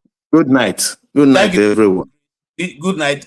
This topic cannot be exhausted, so we'll come back to it another day because I still have something to ask for father because he's the, the one who is professing these things all this while. Okay, we have spoken to Tony. Has spoken. Yeah, Oti has spoken. Right, CM has spoken. It's Ife that will give us final touch now before forefather, takes on. If you do have more to say, I don't have more to say. I'm done. okay. Good night, Thank you so everybody. much. Thank you See so this much. hate, you need to stop. If you can't beat them, you join them. Whether you like it evil to the last, whether you like us or not, we have come to stay. It is a question of time. We will leave. And you know the funniest thing? When we leave, Nigeria will not be the same, whether you like it or not. Look at ordinary Christmas. Lagos went empty just because Igbos went home for Christmas. Hello? you, you, Hello? you, you know Night, my everybody. you know my Have a joy. great My joy is that when it is all said and done, you see Calabar, you see the way Calabar is. Calabar will grow in less than 5 years to be one of the destination points in the world. Go and mark it somewhere. The moment they The only allow problem the I have with my southeast, Igbos is, Uncle KJ, Calabar the only will problem grow. I have with my Igbo people is that we need to Yes. start going home to develop our area. There is nothing We, in Lagos. We know that uh, without us, there will be no Lagos, whether you like it or not. we agree. All right, forefather, is your time now. And I'm sure I'm waiting for it. Wow. So yeah, you Yeah, go, sir. I find it very, very, very refreshing to watch our people so happy to serve other people just like our leaders do, isn't it? This is why I said we can't see straight. We really can't see straight, our people. They are all you notice what they are saying about my son serving in the US military. What I condemned that day was because I was talking about securing Nigeria. He said we'll never let that, but his son is serving in Nigerian military. So I condemned his statement that he would rather his son serve in another country than the country. Not that his son is in the military. That's why I'm condemning him. I'm condemning him for saying instead of him to defend his own homeland, the place that gave his ancestors life, that gave him life, he would rather that person goes and does something else. What is the difference between you and Tinubu? Hold on, please. Let me finish. You've had Forefather, your say. You've my had your father say. was killed by Nigerian troops. Don't tell me that nonsense. My father served in Everybody the died. West African Frontier Force that formed the Nigerian army, and the same army killed him. I mean, God, are you? What is wrong with you? What's wrong See, with you? so if say your God forbid, people go My our town was Nigeria. massacred. My town was massacred by the police. By the Nigerian army. Okay, Go and read the history of genocide in Asaba. can And you I are come? telling me, do you know the pain that you caused me by saying that nonsense? Do you know that? See, Sorry. you are mixing things up. You are trying to No, no, mix no. things up Hold that on, for are I'll not give you time related to at speak. all. Hold on. Please be a bit more this thing with your words because see, my father and my uncles, we lost many people. Okay, there are some of my uncles I never knew because of a civil war. So when sometimes you come and say these things, it doesn't go well with people whose parents took part in it, lost everything. My father became poor because of the civil war. Okay, and he never recovered till he went to be with the Lord. So let's not go that way because some of If us that have was his reasoning, if that was what he said, I would have seen it differently. But that's not what he said. no. He What didn't is say because reason? my parent died in the military, I cannot encourage my No, son to go and serve in the military. It becomes an That's my emotional point. wound. It become emotional. It's not rational behavior. I No, no, no, told no. you I would not let my son serve in the Nigerian army. QED. And you just started spotting and saying nonsense. You didn't But ask we're me talking why. about defending the Listen, country. okay, forefather, as much as you want to speak, I want you to be free to talk, but please be mindful of what you say. Go ahead. So my point is that when we do this thing that we do, we are happy to serve foreigners and die for them. What is different between you and Tinubu? Is it that he is making money while he's doing it and you are not? Is that the difference? Because in the No, the end, difference is all that he's stealing from the government. He has stolen from the that's what I government. just said. He's That's what I hold just said. on, hold on. He's now putting his son up for governorship of Lagos State. His wife Yes. has been in the Senate. He himself is the president. He has been governor of Lagos State. Is there any industry that we know in Nigeria that Tinubu set up that made him a billionaire that he is today? He's serving the foreign interests, just as we that go to the West and be proud of it and fight for them. No. He's not. If he was serving foreign interests, he would have forfeited money to the United States government. He forfeited money, and he can't come here. If he comes here now, he go to prison. So what are you saying? Really, serving? So you don't think he is? You really don't think? Where do you think he goes all the time? No, listen. He's going to about to go and get treatment. No, Do let me see tell you something. Let me tell you in something. Ogun State. Forefather, a McDonald's staff once told a story of his colleague who caught him stealing chicken from and giving his girlfriend, and said to make it a secret that he cannot tell anybody, because if he tells anybody, they will sack him. So whenever he wants to go on break, that guy will call him and say, "Where are you going to?" Say he wants to go on break. Say, no, you can't go on break. I'm taking your break. Remember the chicken. That's what they are doing to him. That is not because he's having he's too dumb to be their agent. It's the chicken that he stole from the service that they are telling him, remember the chicken. So you can't do what you want to do at your own time because you have stolen chicken from the company. And if they report you, you lose your job. So that became a hanging sword over that guy's head until the day he braced up to tell the manager that, look, I stole chicken from here some time ago to give to my girlfriend, and now I want to quit. Thank you so much, and I want to go. The manager said, I didn't even know. You know what? Since you are honest enough to say that, you go ahead and continue to work. Don't do that next time. That is where we need to get to with some of our people. And when we do that, we should collect what they've stolen. We should collect back what they've stolen. 10 Nigerian people can bring Nigerian economy back to where it was. 10. Well, some people are so trillions, and they're still sitting today walking about. The other one is still wants to contest to be a senator, even after stealing all the money from Kogi State. And what are you saying, forefather? This is what we're against. See, the argument I'm dealing with is about saying that Southeasterners should also participate in the Nigerian security. If you are part of a nation, you don't want to take part in such a pivotal institution, you are committing self-harm. And I don't want to see that. It doesn't help anybody. Like in America now, when you do that, you are honored. Yes, Nigeria, you are not honored. I know about the this in Southwestern lady that I've forgotten her name. I actually made the dedication to her. That perished because even Nigeria didn't barely even mourn her. We don't have heroes. Fine, I know all that. But the reason why we are not having those heroes, we don't honor our institutions, because we have chosen that foreign institutions are the ones to honor. And it's funny because just today, many Africans are accusing North Africa of being racist against us. But what is the difference between us and them? We serve foreigners too. We are always too happy to do that. And then we think we are so different. When I tell people that, when I look at some of you, you're not that different from your presidents. You are just the same sample that they take from the root and put it in the center. It's not that different. And why are we surprised when you see people going to the center and start behaving exactly the same way? Even Okada men that were elected in the last election, they go in there and start doing the same thing, and we are surprised. Why are you surprised? Because I am watching them here. That is what I'm seeing. You say you don't want to serve your own people, but you are proud to your family and your children to serve foreigners. You forget that the land you are giving up is a sacred, it's a something sacred that's actually in your blood that gave your ancestors life. And you're giving, what else is there in this world other than some of all these few things? You give it up to say, go and serve foreigners. And this is what we did before. It never got us anywhere. Your leaders are doing the same thing. That's why they are stabbing in the back, left and right. When I was telling you guys that you are thinking that Trump is going to be against Tinubu, that he's not going to be against him. The next thing that he's working with Tinubu, he's giving Tinubu weapons and all the rest of it. Because they are all the same. They are all serving the same people. They are all working for foreigners. This is what they do. And we too are also repeating the same mistakes. Personally, sooner or later, somebody has to say no. Who is going to serve our own heritage? Who is going to stop selling our own birthright for porridge overseas. We have to sooner or later stop it. This idea that I hate South Eastern, no, you can't even get me to hate. I don't even hate Oyibo people. When I describe Oyibo people here, I'm describing what they are doing to us. Just like when a criminal comes to your house and try to steal, you have to stop them. It's your job to stop them. It's not because a criminal is not going to be criminal. Criminal is going to be criminal. And forefathers, how do we solve the Nigerian problem? How?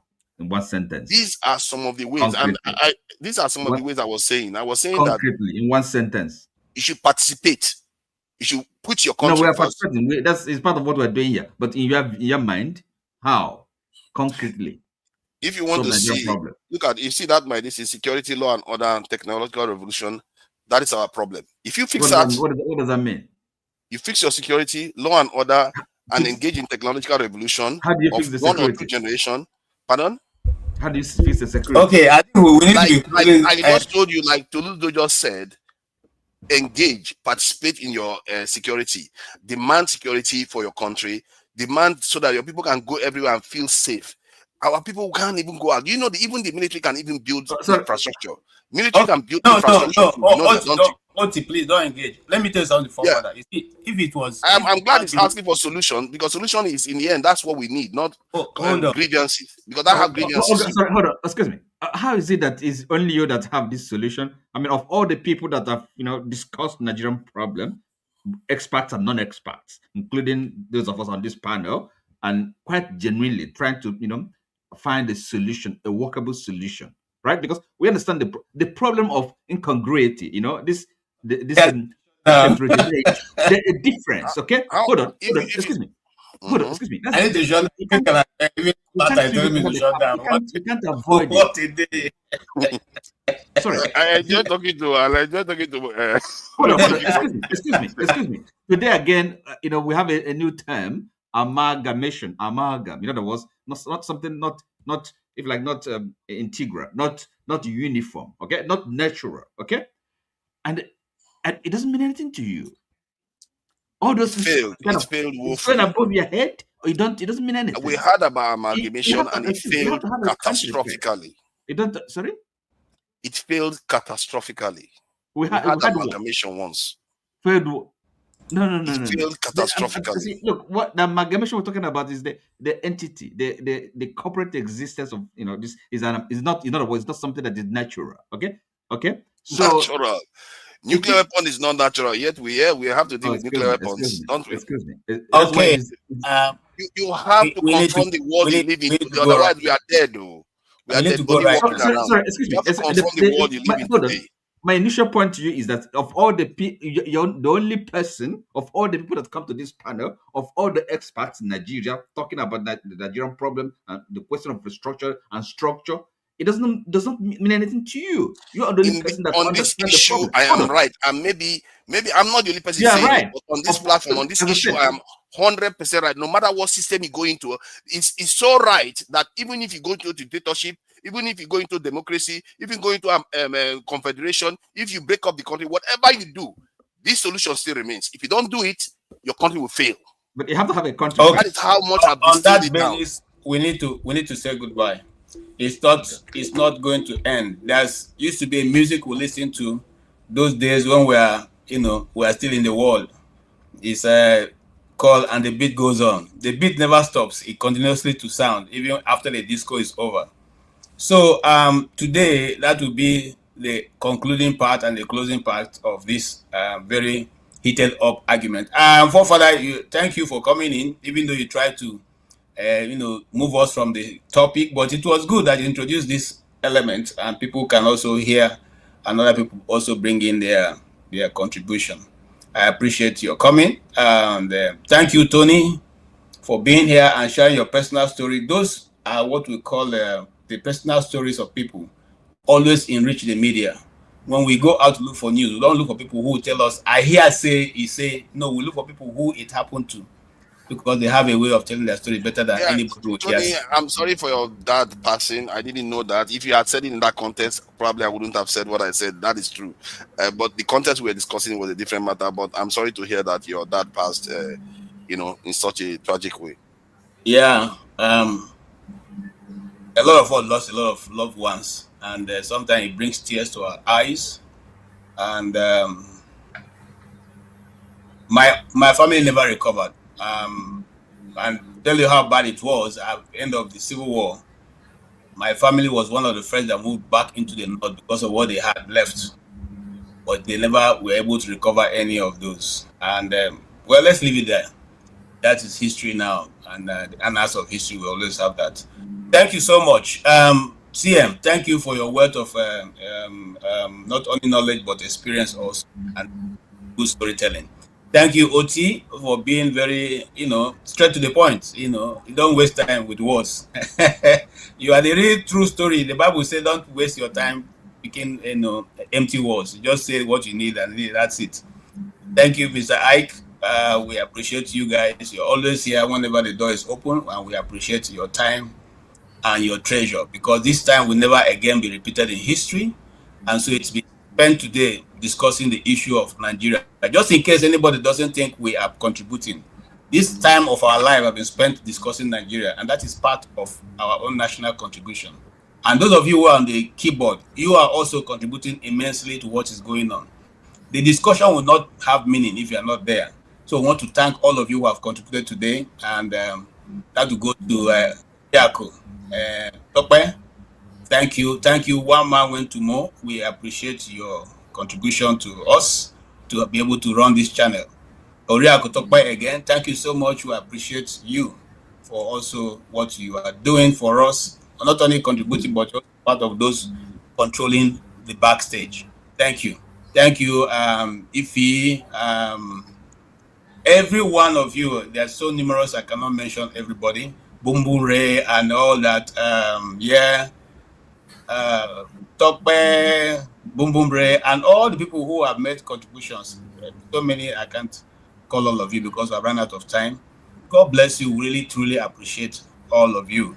We will be here again. And like Forefather have said, we are going to find a day to discuss this issue of image laundering, whether it is good for us or it is not good for us. I have a friend who has made a very useful video that we can use as a point of discussion. But until then, thank you all, and that will be it for today. Every single one of you is appreciated and welcomed. And that's it. We have been able to trash this to a point. Remember that these views canvassed here today are our personal views. We're not here to attack any government or anybody, but we are speaking what the ordinary Nigerian in the street will be speaking. And our own duty here is to bring it to the fore, to the general discussion of other people. And that's what this stands for. And we will still be here next week to discuss again a different topic, because Nigeria now seems like 1 week, one trouble. I don't know how many of you read that book, but that's where we seem to be going. We appreciate you. We appreciate what everybody is doing. Dr. Nnaemeka today, he was able to really give us a blow-to-blow account of what is going on in the agricultural industries in the southeast, for which he's a very good participant. Talking to him was like talking to Professor Chidod Nkanu, who tells you without any fear of contradiction. He doesn't care whether you like to hear it the way he puts it or not. So he just tells you, and that's the truth. And we appreciate such people who make such contribution, especially if they're from the southeast. Remember, I say on this channel, before now, we know the talk. There's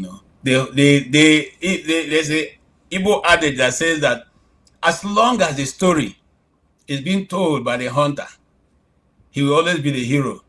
Until the day you hear from the lions, that's the day the story changes. And so that's why we have come to, as Nigeria is today, the southern eastern people, and indeed the whole of the minority tribe have dared to speak out. And we're here to capture what they will say. Someday, I will bring somebody from the Middle Belt here to tell us also the Middle Belt story, or somebody from the Plateau State, or somebody from Kaduna State, to give us their own version of what is going on in Nigeria and what they think should be the way forward. And until then, I'd like to say thank you very, very much for hanging out with us today. And God be with you all until we meet again. Good night.